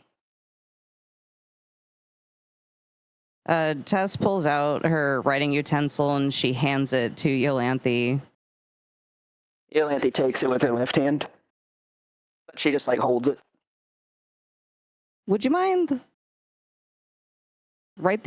attempting to write something for Tess? And Tess will hand her like her own personal journal. Yeah, sure, I guess. And she passes it to her right hand and starts trying to write. And it's like That really is what Tess is talking about. And she like grabs the writing pen straight out of Yolanthe's hand and then hands it to her again. She like kind of like reaches out with her left hand, but then like stops and reaches out with her right hand instead. This feels weird. But she holds it and she starts trying to write with it. Have you ever thought about trying to write with your left hand? No, Why not? I've never really seen anybody write with their left hand. Let me try. And she takes it and puts it in her left hand, and she like tries to write the same letter, and it's super smooth. Like, yo, it's the most beautiful. No, it's not. It's still kind of it's still kind of sad looking, but it's like so much more natural and smooth. And she just like stares at the page with that like mind blown look on her face, and she's like, "How did you do that?" You did that. Yolanthe, I think you might be left-handed.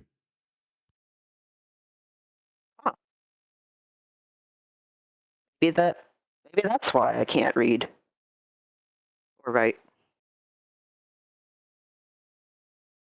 And that is likely because nobody ever taught you, but you seem to have a preference for your left hand. Maybe give that a try. Yeah. And like she's just staring at the page with like her eyes keep darting from the hand to the page and then back to her hand. She's like, "Yeah, I'll try that from now on." And if you need any help, Tess is here. Oh, thanks. Yeah, I could use all the help I could get. I know that that Yes just promised to help me a little too. I wonder what he's doing right now. I think he was at the library, right? wish we could go there.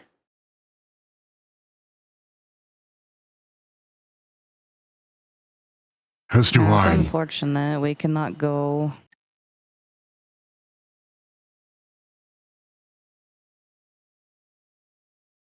Either way. Let us move forward. Tess will take her journal back from Yolanthe. Yeah, Yolanthe gives the journal back, but I think she's still holding on to the what is it, like a quill, I guess? Or like Yeah. an actual pen. Like a no, it's like a charcoal stick or something like that. Imagine like a coloring pencil I almost. think she's still like holding it and just kind of like head tilting, looking at it like her whole world has just been expanded in a way she didn't know was possible. Tess gives her a big toothy grin and lets her hold on to the writing utensil and moves on. She has multiple. Yeah, I guess we're just like kind of walking down the road while this is all happening. Yeah. Do we get back to the shop pretty quickly after that? I am being attacked by a cat. I'll be right back. Roll initiative.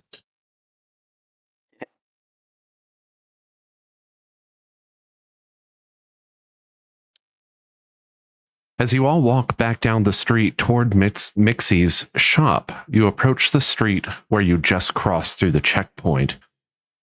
The street is eerily devoid of people now, as if everyone who was here previously was simply whisked away. Down the street, a robed figure leans against a lamppost, tossing and catching what appears to be a knife. He looks up at you. His eyes glow red, even in the streetlights. As he approaches, he bares his teeth in a wide grin. Well, well, well. If it isn't my old friends, thieves and liars all. Shame about our contract. Syken Romazi. Oh, so you didn't forget me. You still owe me, you know.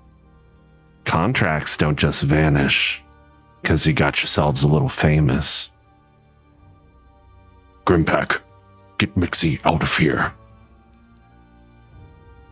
Grimpack, eyes wide, nods, just kind of scoops Mixie up and carries her off, leaving the cart.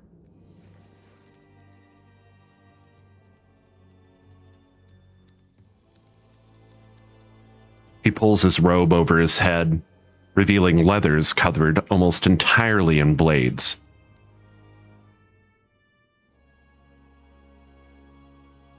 Syken, the Blade Freak. That's what I'm called now.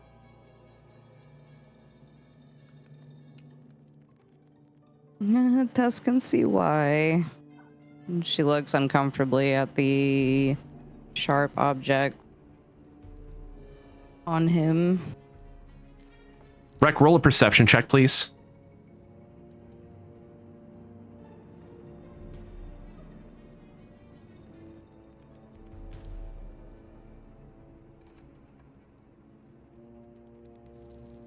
$15. Suddenly, you get that sense something's wrong, very wrong.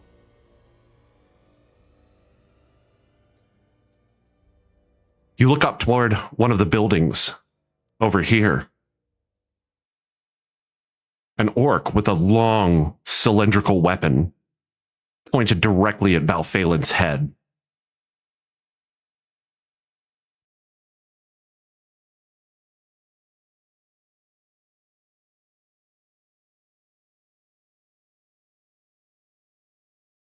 Reg pulls his shield out and brings it up.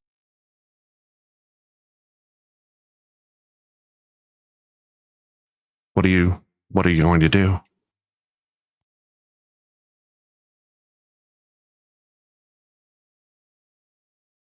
puts it up. Get down, Valfralen! And he brings it up in front of him. Phelan, confused, looks around, doesn't see anything, but kind of steps a bit behind you. Wreckers, what do you see? And he motions up at the rooftop over. No sooner do you do that than you all hear this loud. There's this huge, and it just echoes down the streets. Wreck, there's a hole in your shield. Your chest hurts, and you look down, and there's blood pouring out of you.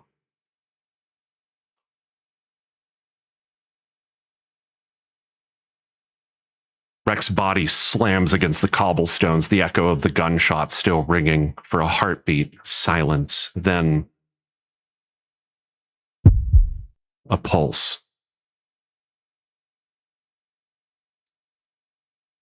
Val grabs you. Your vision's darkening. And he's looking down at you, clearly in a panic. He looks up, locks eyes with this orc, and just takes off running.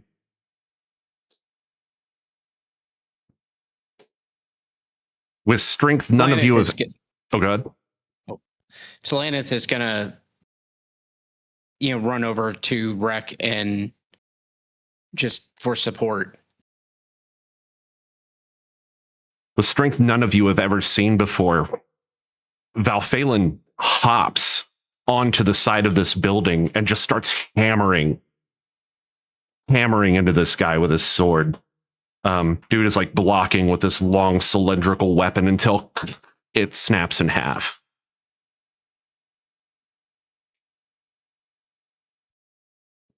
Wreck.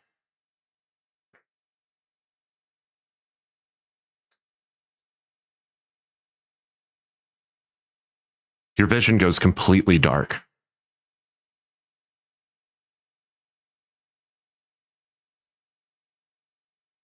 And every couple of seconds, you have this. It's almost like a vision, but in your mind space.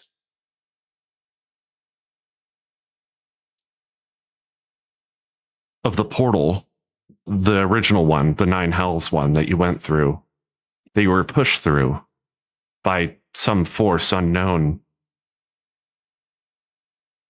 But then of someone standing behind you. Another of your tribe mates, something in their hand.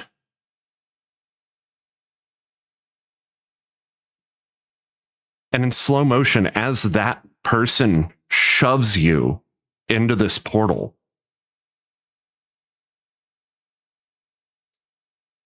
and your vision begins to darken,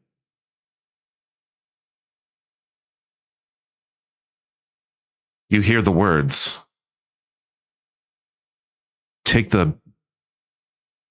you know what you have to do.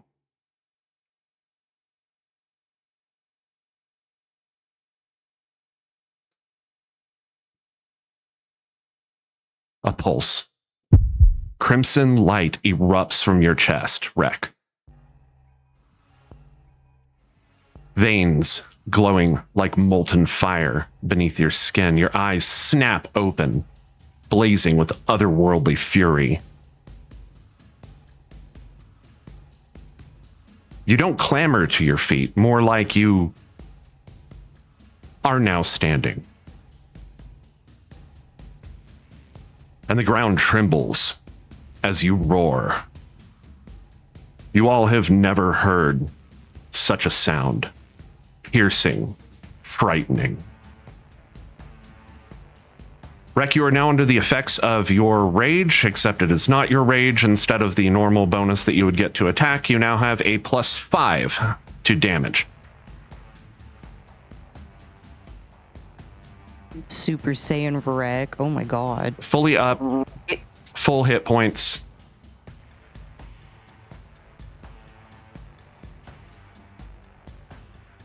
Talanith, looks at him shocked, and he says, "Are you all right?" There's no response. The air thrums with raw, violent power. Wreck has risen. Talanith, get out of there. Talanith runs back. Wreck, you lock eyes with the first thing you can see. Syke and Romazi. Blades drawn. Everyone roll a knit.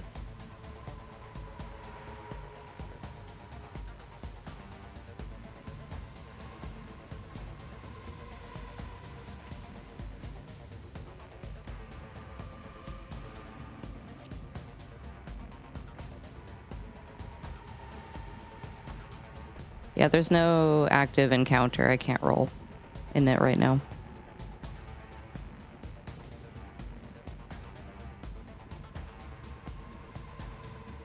I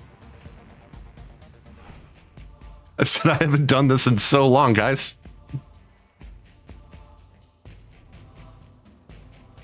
Okay, everybody go ahead and roll in it.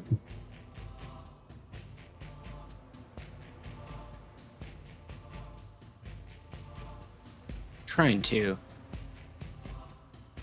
Hey, there's my 1.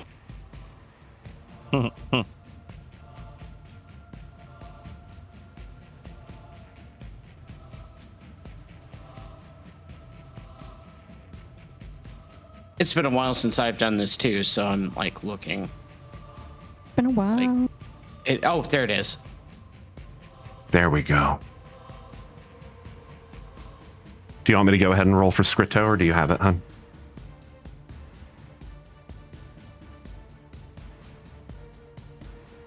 Is Scrito fighting, or are you insisting he gets the fuck out of here?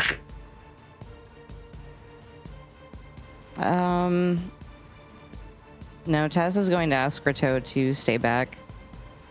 No, Scrito should run.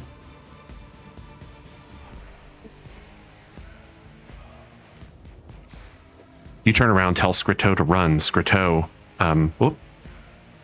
starts taking off toward the nearest alley. Oh yeah, my friend there, that's Karvog, the gun curse.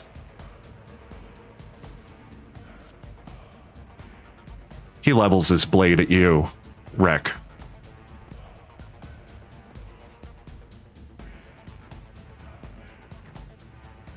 Tess, looks like you're up first.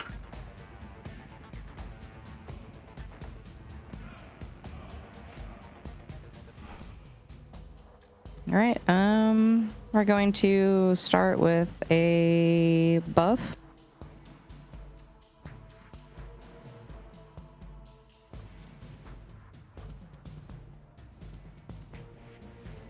Okay, who are you blessing? Wreck, Talanith, and Yolanthe. Okay, whenever those 3 characters make an attack roll or a saving throw before the spell ends, they add 1d4 to the attack roll or save.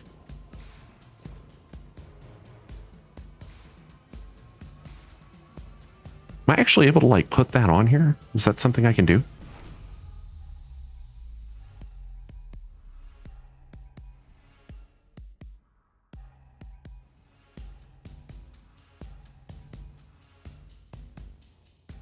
I am so sorry, Rek. I totally messed up your initiative. I think it was...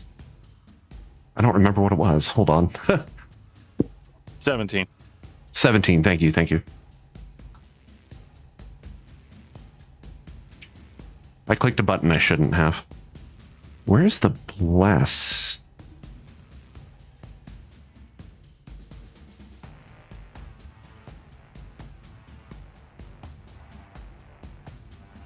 Well, I can just remember that we need to add that. Anything else for your turn, Tess?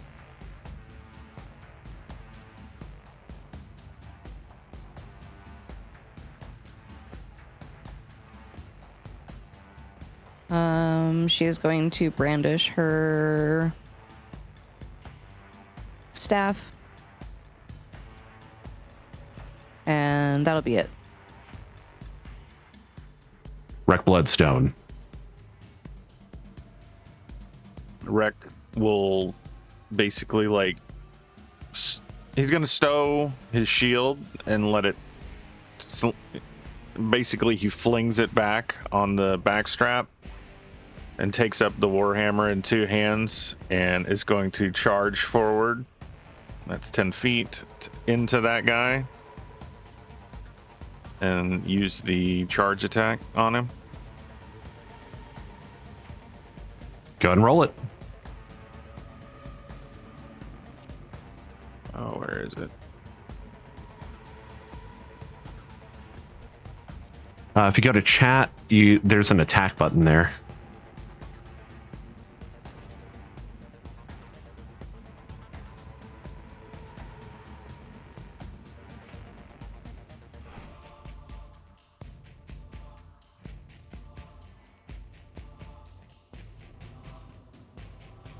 Using the charger feat.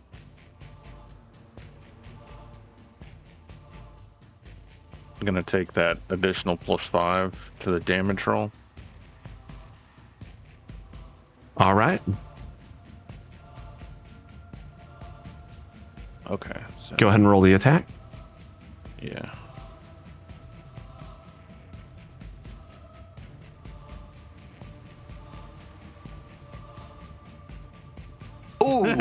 Oh my god. Oh, Get him, Rick. Ooh, look at that. oh, shit. Roll damage. All right.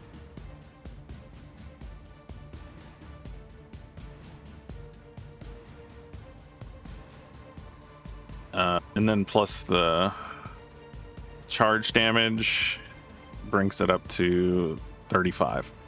35 Fuck him up. plus 5 for your plus- rage yeah. damage. And then +5 for rage. Yep.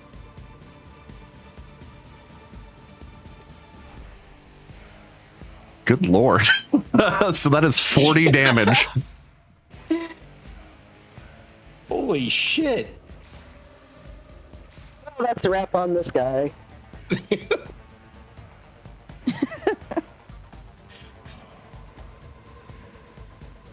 You all observe this hulking half-orc.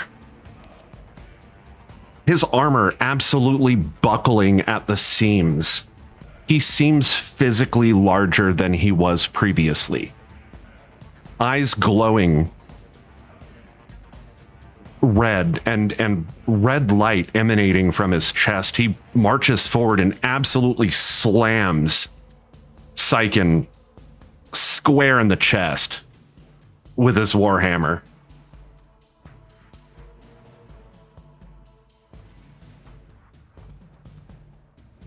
Tessa's staring, just like a absolutely terrified look on her face as she watches this happen. What you got, Rick?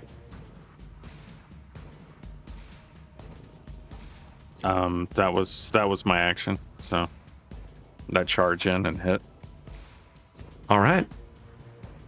That leads us to Talanith. Planeth is gonna stay the fuck back because, yeah. So I'm gonna use my. He's gonna use his boomerang. Go ahead and roll it.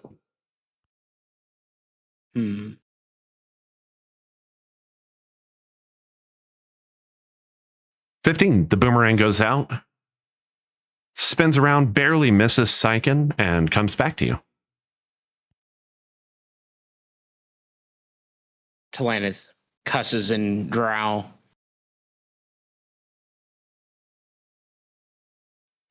I don't know. That was Klingon, I know.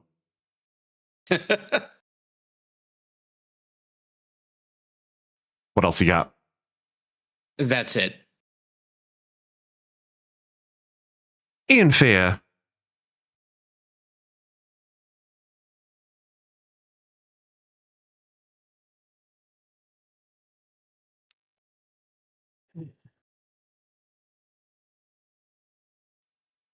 Ian Fear, you with us? Ian Fear, Yeah, give me a sec.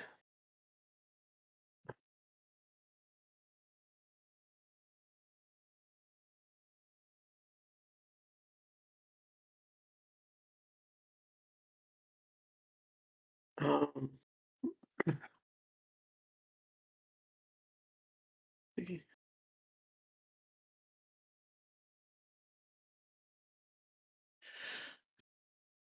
mm,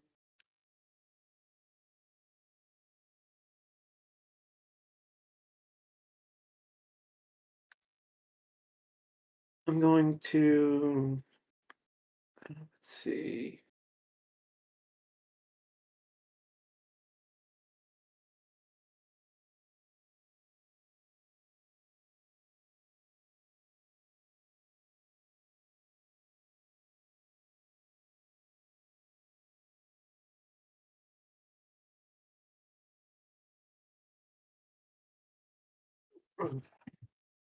Carefully reading every spell.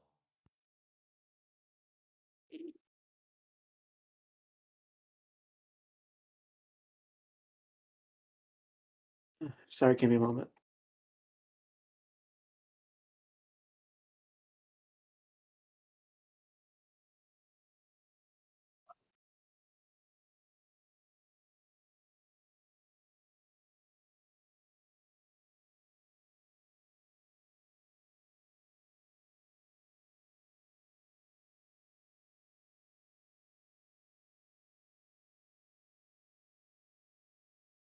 Um, okay.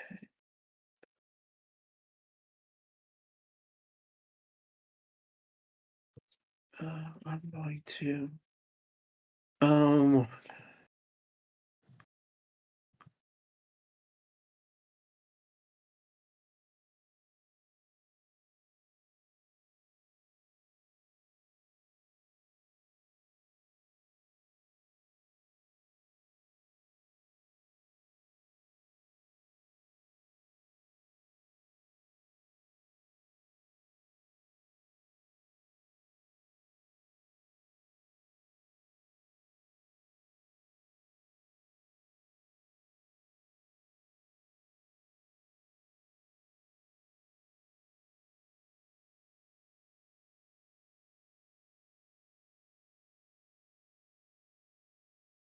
I'm just gonna stay back here.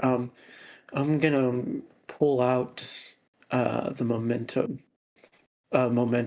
and we're gonna just uh, use this as an attack roll against the guy.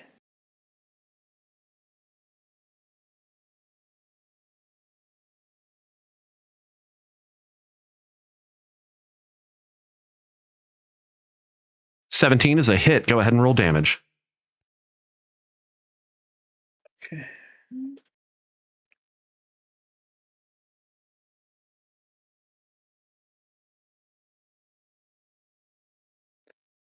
And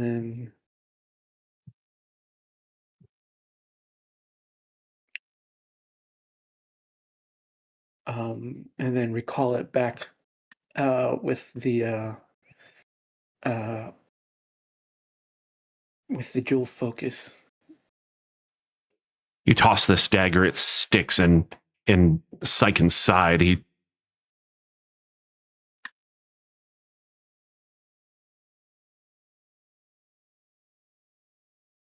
Uh, then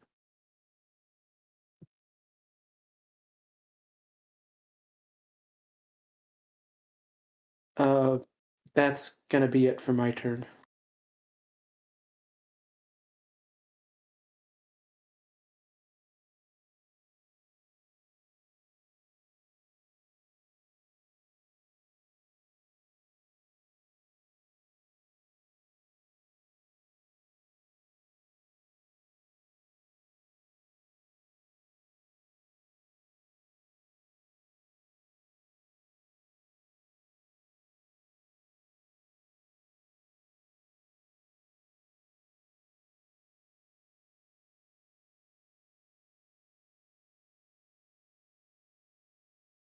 Was that it? Yep, hold on. One moment, please.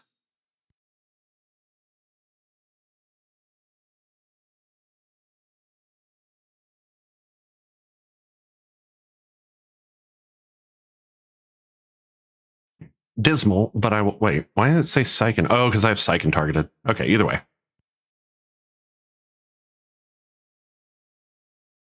Val, having effectively destroyed the rifle, or the long cylindrical weapon that Karvog was using, scoops him up in one hand, holds him out over the street from the second story of this building. Karvog, gripping the hand, tries to fight against him, but Val leans into his face. You man. And as soon as he says that last word, fire erupts from his mouth and just floods this guy's face. He drops him. He falls down to the street on his back. That's -4 for fire, and I think that's a 1d4 for falling damage.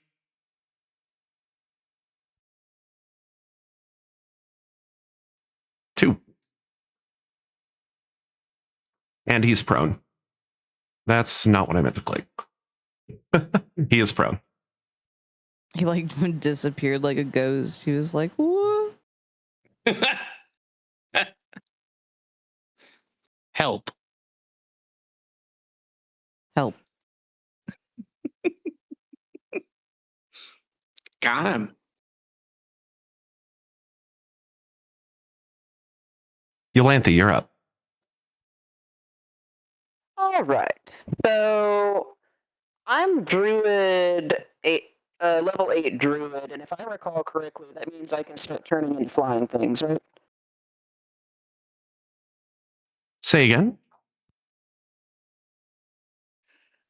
So at druid level 8, you can start wild shaping into flying creatures, right? Am I remembering that correctly? I believe you are correct, yes. Okay. She wants to turn into a giant owl. A giant owl. Lanthy, You mean Hoot Lanthy? Hoot nanny? Oh, nanny. Oh no. Jeez. Hoot.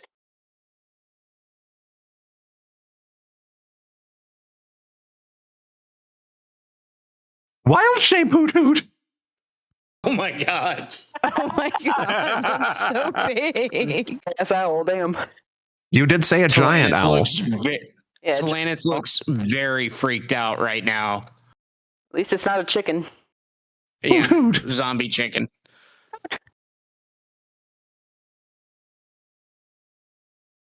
Oh, I do have a character sheet. Okay, cool. Just double click on just double click on your token. Just double click on your token, Hoot Hoot. It brings up my druid stuff, but that's okay. I think I just want to flap up into the air and then dive bomb the fellow. What's his name? Psychen. Psychen. I'm gonna dive bomb and claw his face off. Really quick aside.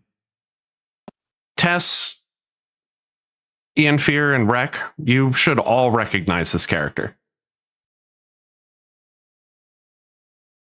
Correct? Yeah, we were supposed to deliver weapons to him in Avernus, right? In fact, Rek is still wearing the armor. Yeah. we made off with the equipment when we went through the portal, I think it was, in Avernus, and we escaped. So he never got his equipment. Oopsa doopsa. Oopsie. The owl character sheet, it pulls up my druid stuff, so I don't really know how to attack with my, I'm assuming talons. Let me Bird's see got here. talons. So yes, if firstly, if you double click on your token, the giant owl picture, it Yeah, should it pull pulls up your the- Owlanthe character sheet, and then if you click on your inventory, talons are in there. Oh, okay, that's weird, but alright. The real question is, does the owl have large talons?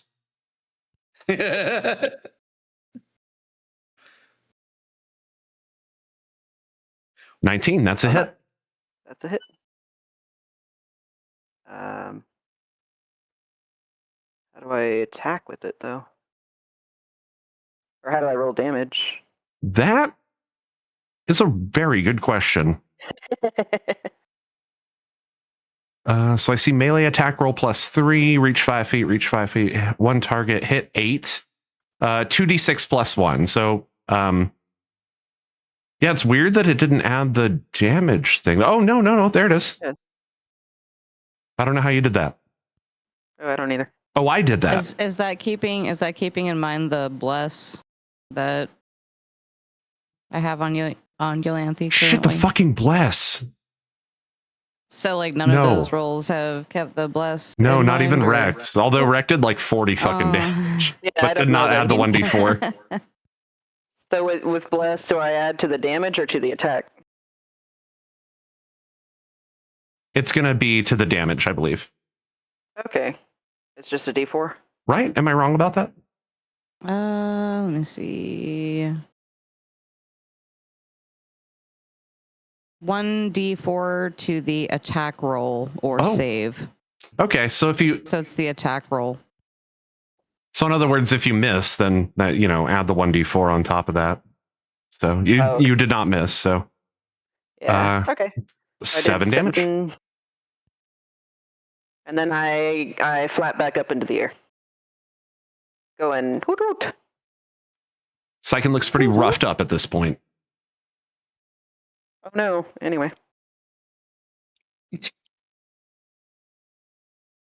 Oh, I think there is a thing for flying in here.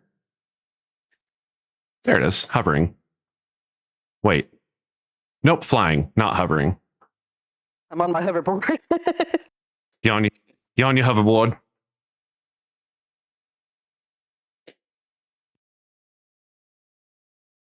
Scriteau escapes into an alley and vanishes.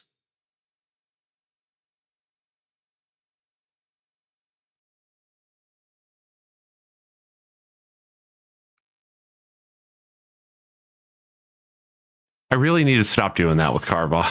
Okay, it's Carbog's turn. He uses his action to clamber to his feet. There we go.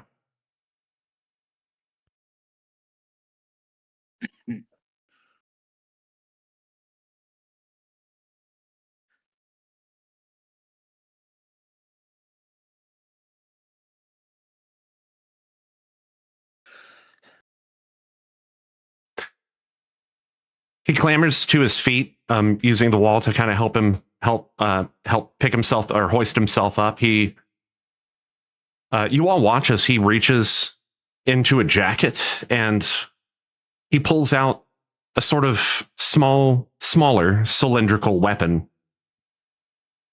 and points it toward you. However, he's unable to take any other action at this point, so Syken.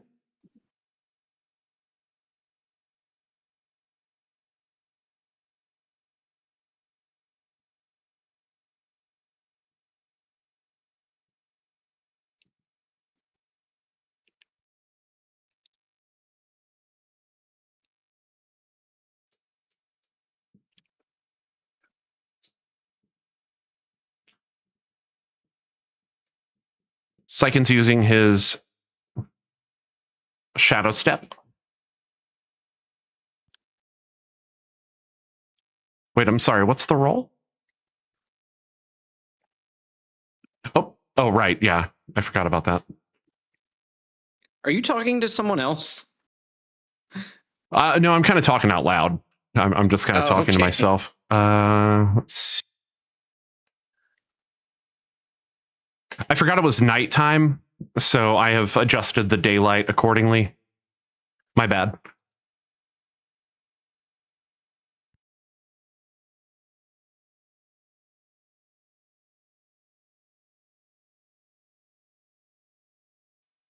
When he appears, just just about 30 feet away from you, Rek, you see his weapons ignite. You see one of his daggers ignite with fire.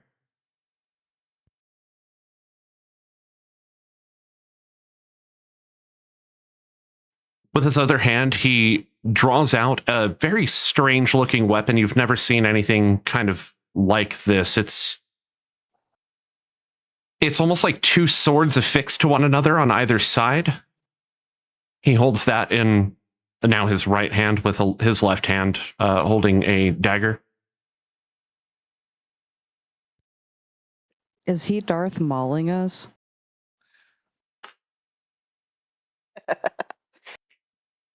I've never actually had to make a throwing attack before, so I'm trying to figure out how that works. The melee.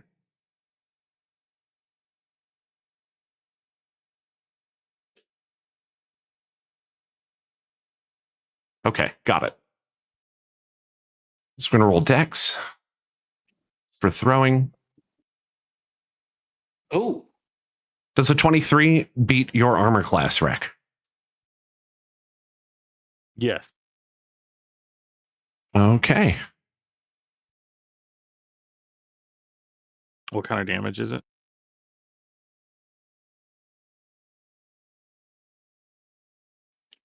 This will be one. This will be 7 piercing damage as well as 5 fire damage. Okay, so the piercing will be halved,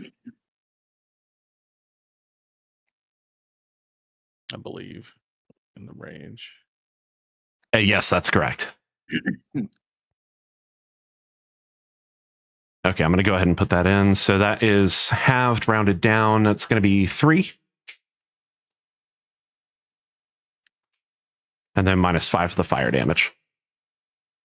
This fiery blade sticks in your side. You immediately pull it out, toss it to the ground. It clangs, bounces a couple of times, vanishes, and reappears in Sykin's hand. He switches hands, and his right hand now has this double-sided, weird-looking scimitar thing. The fire is halved as well because of my spirit totem. Oh, okay. So that would have been, I'm going to go ahead and add +2 back to you. Okay. +3 back to you. One more, +1. Okay. Because it would have been rounded down on the damage, not... Okay. Ah.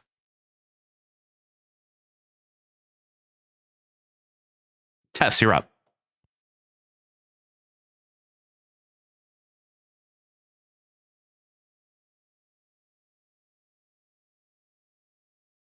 One moment.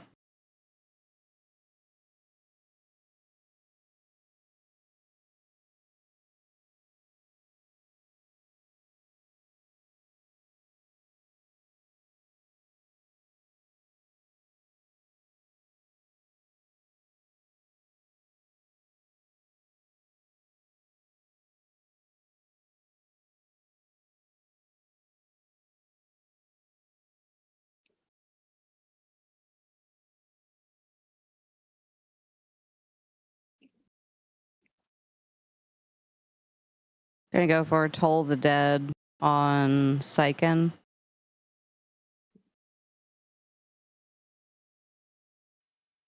Okay. Wisdom. He has to succeed on a wisdom saving throw.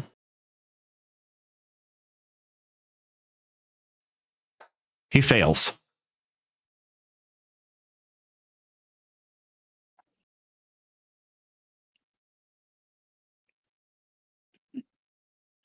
oh,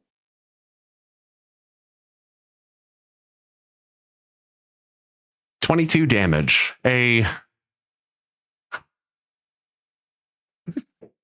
a Dolores bell tolls.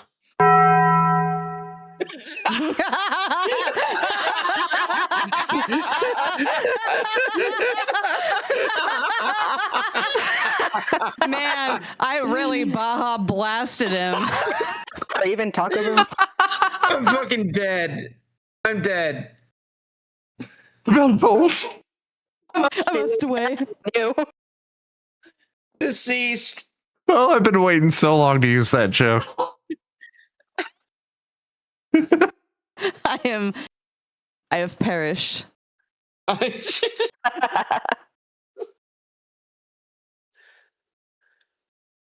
You start to see like Sykin's very form start to melt. His face distorts in pain, and his skin. It almost like looks like it is out of phase for just a few moments, and he like clasps his own skin. And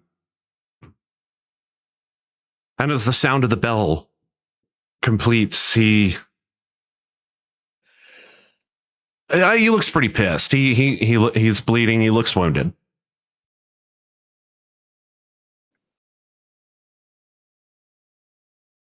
Don't start none, won't be none.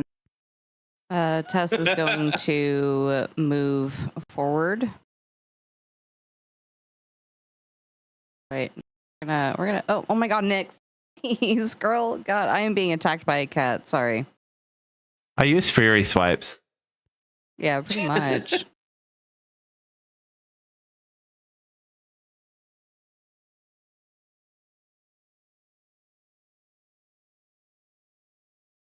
Okay, yeah, I'm gonna hold my position here. It is 8 p.m. Does anybody have any qualms with going a little late tonight? Not at all. I'm good to The go. animals do, so I gotta go feed them real quick. I'll be right back. Okay, as long as everybody's cool. If it does become an issue, just please let me know. Not forgetting about Bless. Yep. Wreck Bloodstone, you're up. All right. Rec is going to use the dash action again to run up and hit him with another charge attack. Hell yeah.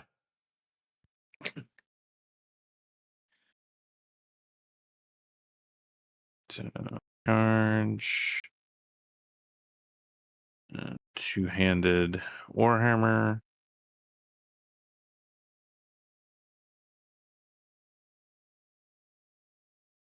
He's also going to reckless attack.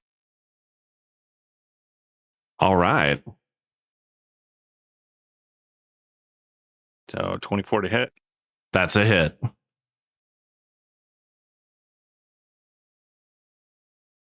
Oof.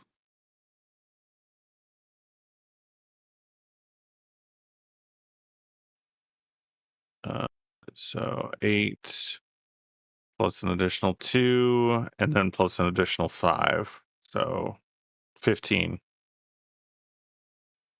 Plus another. Wait. The additional 5 from rage. So. Okay. Cool.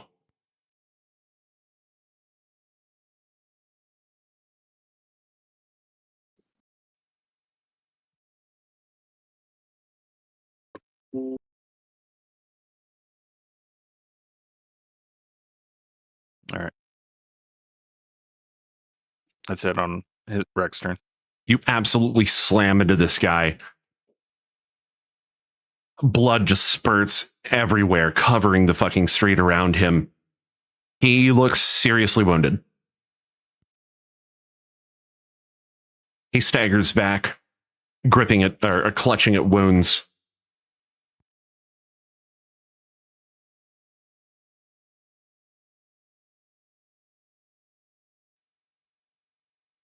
Talanith. You're gonna hit me, then hit me. All right, I'm gonna go after him with my boomerang again because my boomerang's got enough range that he can still throw.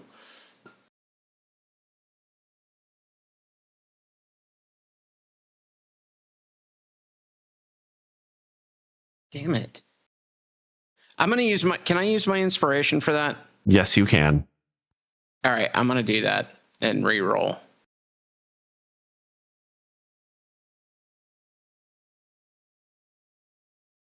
God, Man, your boomerang fucking hates you. I know.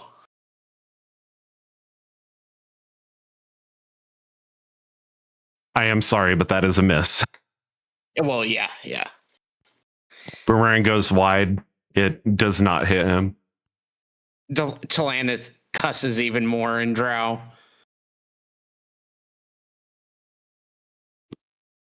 If only I was Wait a Australian. minute. Talanith, we're forgetting about the 1d4 for bless. Oh. Go ahead and roll me a 1d4 real quick. Okay.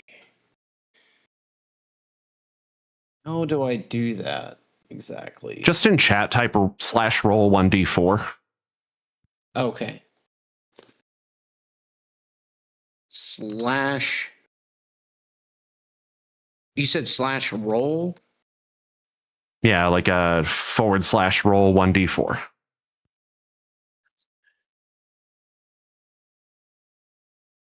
I hope I'm doing this right. No, that does not. So it should be a All right, say it. / roll. Should look like that. Oh, I can't send that. I'll send you what that should look like in Discord real quick. / roll 1d4. Just like that. Oh, there's a space. No, Okay. no. Don't include the space. I did that so that it would let me send it. Don't include I the did space. that just now. It didn't let me know, or it didn't let me do it. Okay. I can go ahead and do it. Give me a second. Yeah. I didn't know it wouldn't let you guys do that. That's crazy. Why would it not let Yeah. you do that? It wasn't psyching. Okay, but either way, I rolled a 1. Okay. I was going to say if we roll a 4 on that, that would have changed the outcome on the first one. So I would have revoked your inspiration and let you keep the first attack, but it did not. So Drow cussing intensifies. Drow cussing. Too bad you're not a bard because cutting words is a thing. You'll do Ian grass. Thea.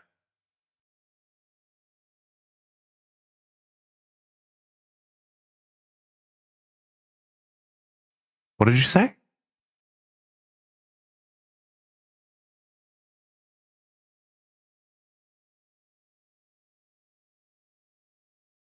What you have for us, Ian Fear?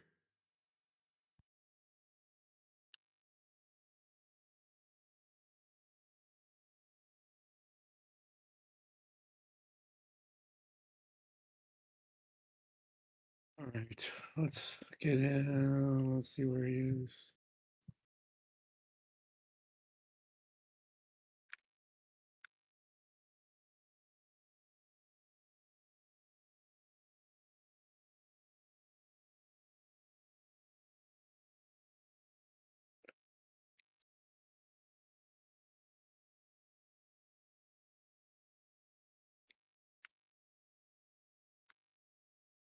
I'm gonna I'm gonna get up to try to see if I can. How high up is Yolanthe anyway? How high up is Yolanthe? I don't know what my flying speed is. Is it still just 30? Good question. Flight speed. Let me see here. I remember it being higher, but I don't remember the amount. 60 feet is your flying speed. Okay, I would say she's probably about level with the roof of the building next to her. Can you repeat that, please? It broke up. It's happening a lot today. I would say she's probably about level with the rooftops.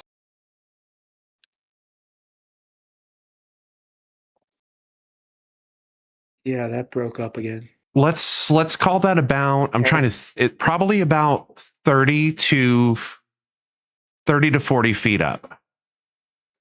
Yeah, somewhere around there.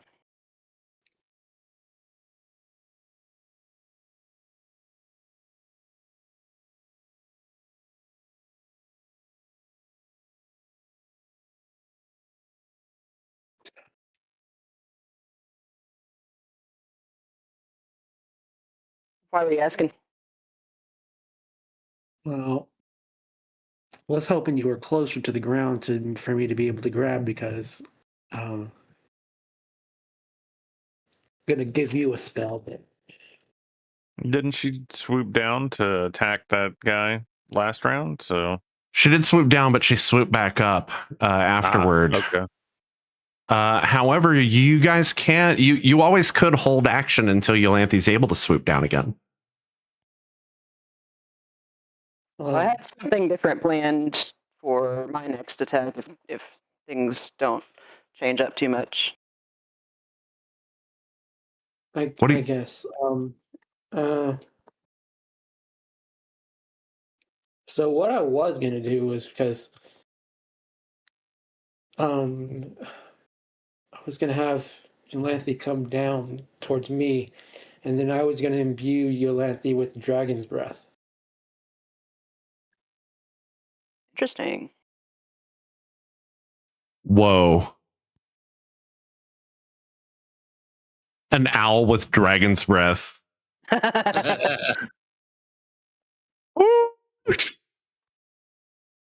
It's like fire or acid or something.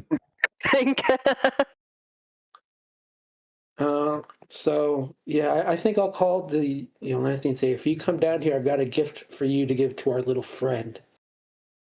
And then I'll hold action for that. He does the like 180 head tilt. Oh my. A little creepy. And it's giant too. So. Talanith looks even more creeped out.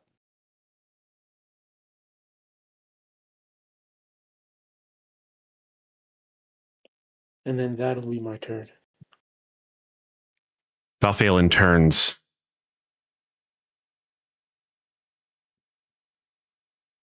Everybody please roll a perception check.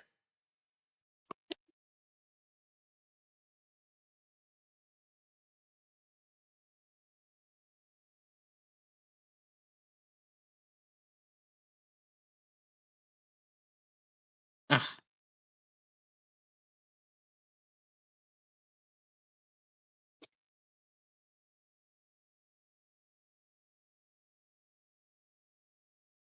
Lol, Yolanthi's roll was private. I was like, why are all the numbers question marks on my screen? That was kind of cool.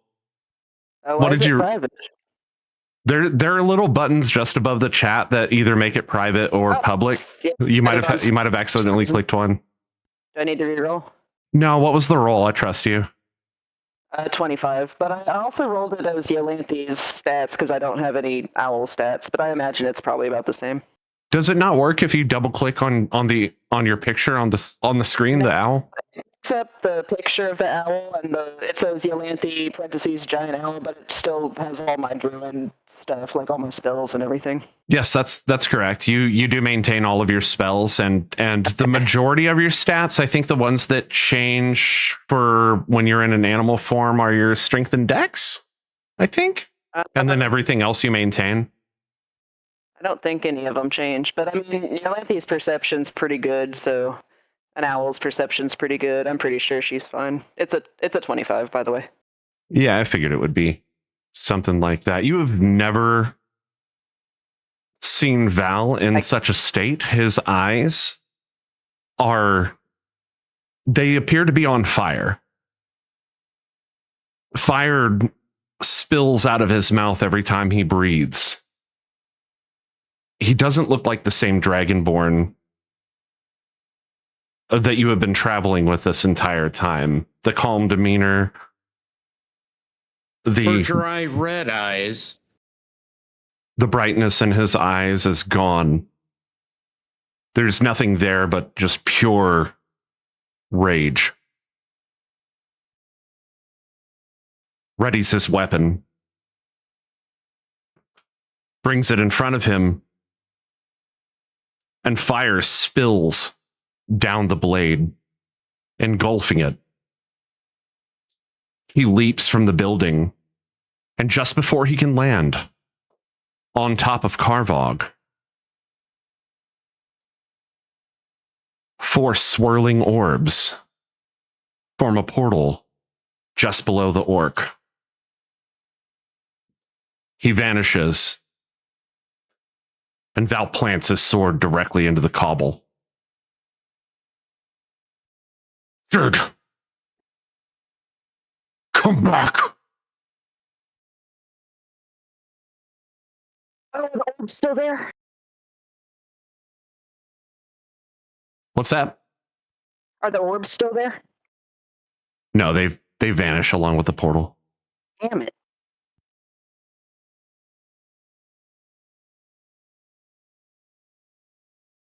Yolantha, you're up. All right. Well, I think originally Elianthe wanted to go and steal the gun out of, or sorry, the cylindrical weapon out of Cormac's hands, I guess. But she got spooked away by Valfoen's fire show, so she scoops down to Ian Fear to see what he has for her.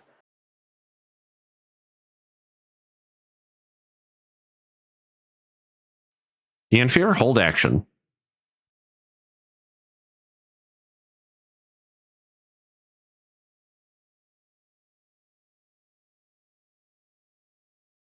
And then as Yolanthe comes down, he kind of almost like she's swooping into his hands. He's in Poseidon's breath to have Yolanthe be able to breathe lightning damage. Ooh.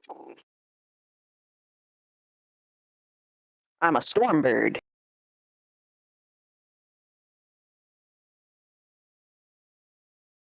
Hoot hoot! Okay, so how do I go about doing this? Because I don't have that spell. Also, I really love that the materials is just a hot pepper. In a 15-foot cone, dexterity saving throw takes 3d6 damage of the chosen type. So lightning, it will be, I can roll it for you. Okay. Rick, you might want to move. You're able to get up close to him and spit that in a direction that would not hit Rick. It is a 15-foot Okay. cone, so it actually starts in a 5-foot little I'll block. actually be able to place the cone. So just move to where you want, and then tell me how you want to place the cone, or I'll put it on here. I can't control my owl right now. Ah, It should definitely let you control the owl. What are you trying to do? Can you ping the screen to show me? just trying to move to where I can shoot my lightning at where it won't hit Rick. Here? Also, ideally, won't hit like any of the buildings and set them on fire. Yeah, I guess that's fine. Yeah, Okay. It doesn't let me move the owl for some reason. Yeah, that's very strange. Because it did a second ago. I thought. Yeah, I can visually also kind of see how you're planning this. Let me go ahead and roll the. I actually, there's a dexterity saving throw that needs to come from Syken.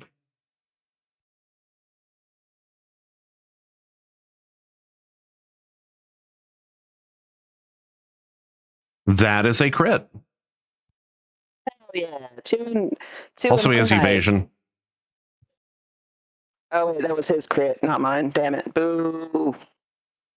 He definitely dodges the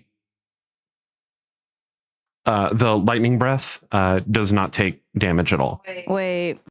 It says half as much on a failed save, I think. He has a skill Or called on a- evasion. If Syken is subjected to an effect that allows him to make a dexterity saving throw to only take half damage, he instead takes no damage on a success and only half on a failure. Oh, that's all right. He laughs. You'll have to try harder than that. That's the guy who's fucking dying. Like, let's not get uppity here.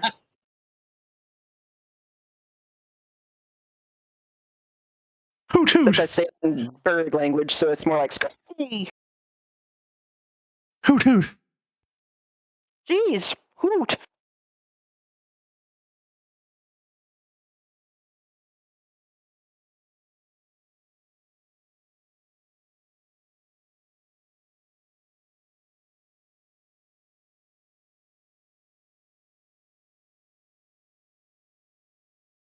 I guess that's it for me. Okay.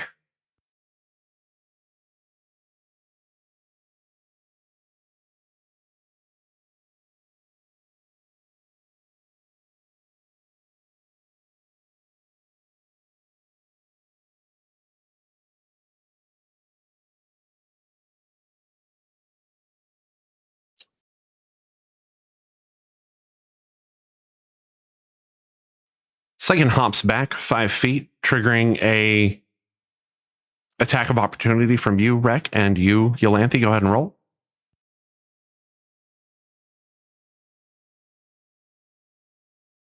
Can I still use Dragon Breath? Nope, it has to be a normal melee attack. Oh man. 19 to hit. Hit.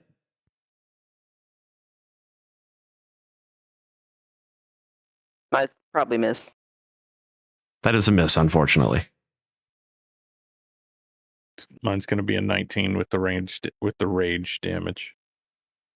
Okay. Yolanthe, go ahead and roll. Did you bless Yolanthe? I forget. Yeah, the only one that is not blessed is in fear.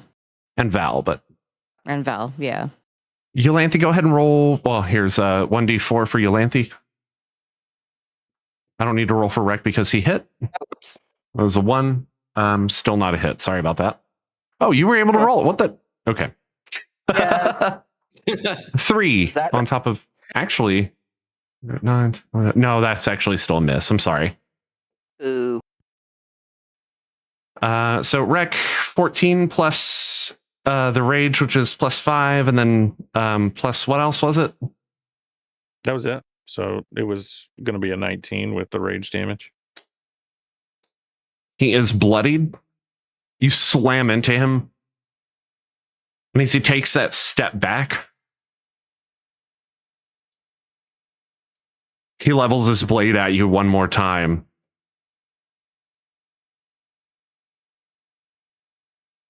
You've made a hell of an enemy today, friend. You start to see the orbs swirling around his feet as a portal opens. I want to try to swoop down and grab one of the orbs. Go ahead and roll a dexterity check for me.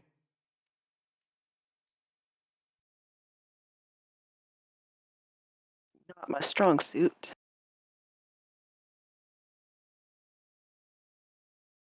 Hell yeah! Oh, You swoop Be down, real you make contact with direct contact with one of these orbs. Take it. Your eye burns with fire. Like just, it burns. Like it we need hurts some me. Visine. With all your might, you clasp down on this orb, and just, it feels like your soul is being torn apart. Weird Okay. images flood through your mind. You see yourself as a spider. You see yourself as a dragon. You see yourself as several other entities that you cannot describe. Huh. Finally, you see yourself as just Yolanthe, alone. Everything is black.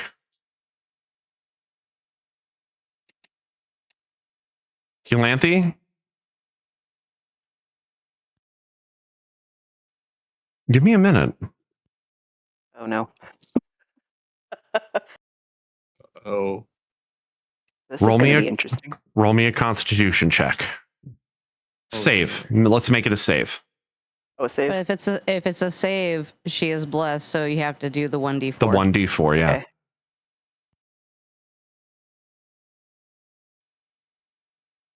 That was so... Damn. All right. Let me roll the 1d4.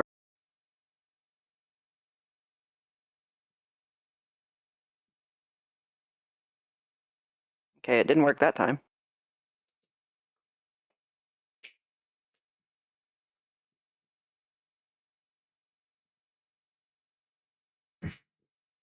Okay. So that's a 12, I guess, total.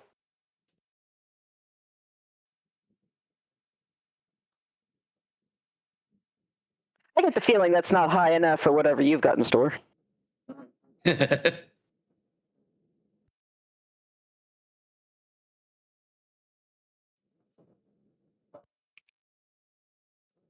You all see this owl swoop down, latch on to one of the orbs that's swirling around. This orb, for just a moment, seems like it brings Yolanthe out of phase. Yolanthe is immediately reverted back into a humanoid form and tossed several feet. Yeah, she lands with a thud on the ground. Yolanthe, you are unconscious. Syken vanishes into the portal. I was gonna have Tess try to run and tackle him. Ending But combat. it's too late.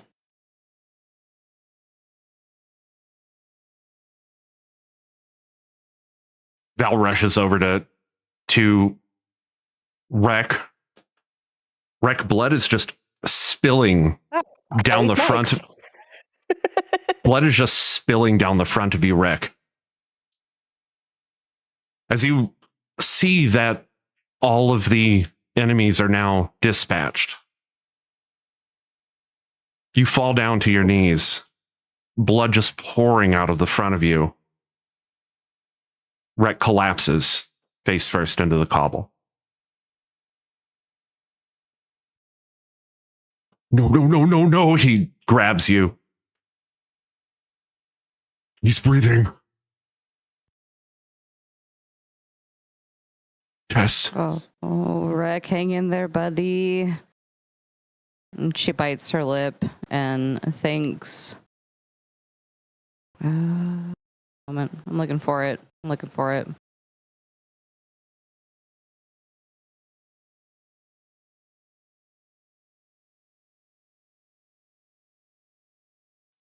As you do this, the red light pouring out of Rek's chest fades.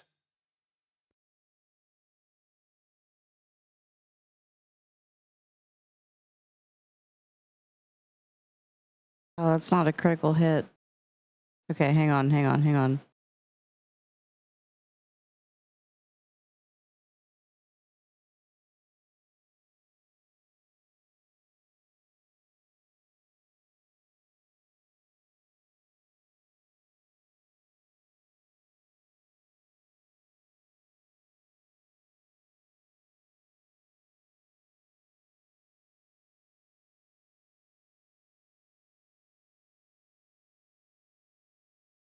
Sorry, navigating, trying to find it.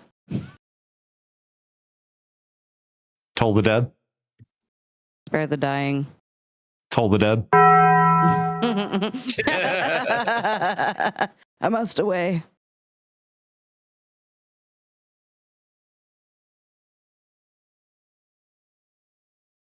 Rek is stable. He's breathing, Valphalin says.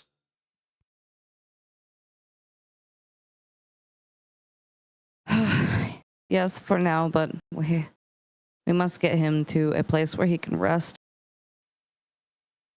I'll take him. I'll take him back to what ails you. I'll meet up with you there.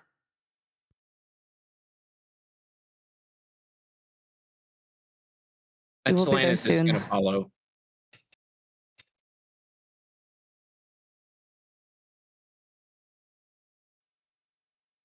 At this point, the rest of you, aside from Talanith and Val, are heading to Mixie's. Aren't I Talanith. dead? Oh, you're unconscious. Not dead. Not at all dead. Oh, okay. But I'm still just like laying there. Tess. No, Tess will definitely go over and place her hand underneath like the back of Yolanthe's head and lift her up and give her a gentle shake. Yolanthe, wake up.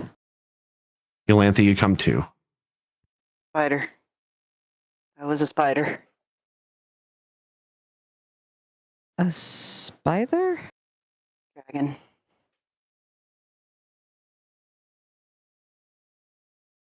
What? So dark.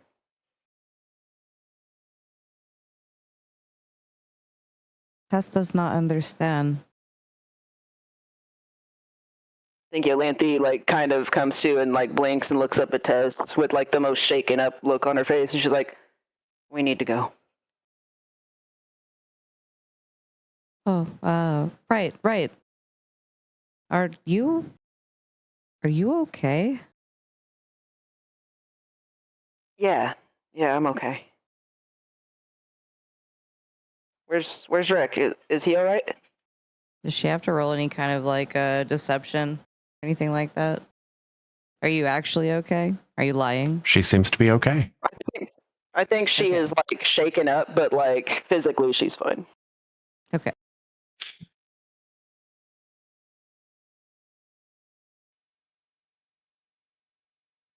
Talanith, you've not seen Val Phelan ever run this fast. Carrying Rek in his arms, you both make your way back to What Ails Ya Tavern. It's just up the street, thankfully. Val Phelan bursts inside, says nothing to anyone, and makes his way back to the back rooms. You follow him at a distance. He lays Rek out upon the bed and stands there for just a moment, staring. Glanith is going to ask him, who was that?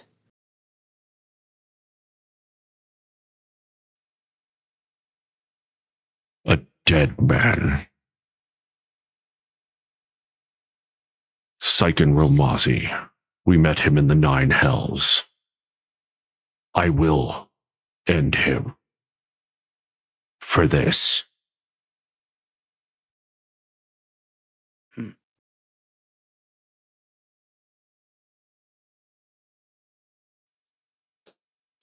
Damn it. He Glanith goes, hammers his Oh, fist sorry. into the wall. This is my fault. you seem to blame yourself a little too often. I was careless. No, you didn't see him. I'll not debate this right now. Leave us. Talanith looks a little surprised. He flips around, slams his fist into a wall again. The fire just like flames out of his eyes. I said, leave us! Oh, I'm sorry. I Talanith didn't isn't realize moving. yelling would do that. No, it's okay. Talanith isn't moving. He just crosses his arms, and he's not leaving. The fire comes out of his mouth. He turns around back toward the bed, sits down. Fine. Do as you will.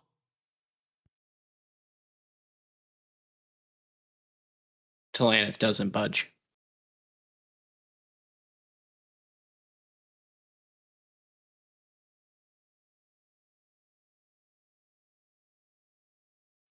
That's all the time that we have for today. I believe we had a couple of character AMAs. Let me see here. First, Ian Fear, what is your favorite snack?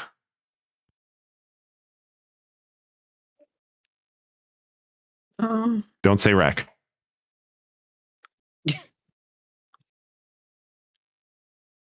You know,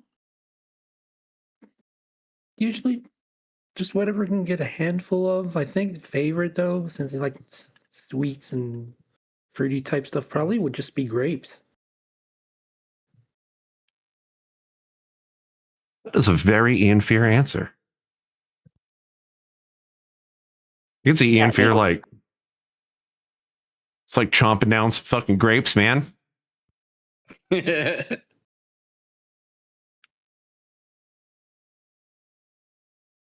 Next up, we have a request from one Remy Gunbreaker.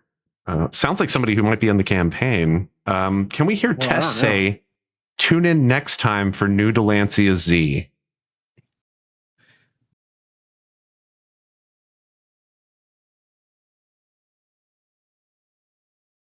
The party sure has run into a pickle this time. Will Valphalin get over the fires burning within his eyes? Will the party ever recover from fighting these two idiots? Find out next time. Or tune in next time for New Dalancia Z.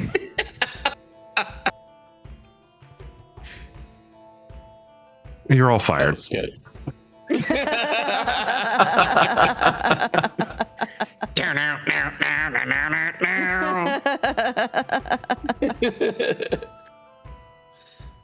I'd like to thank everybody for tuning in, and I hope to see you in 2 weeks when we do the next session. As we know, Rec will be out for a little bit here, recovering from whatever that was. And until then, keep on rocking and keep a song in your heart. Good night. Bye. Bye.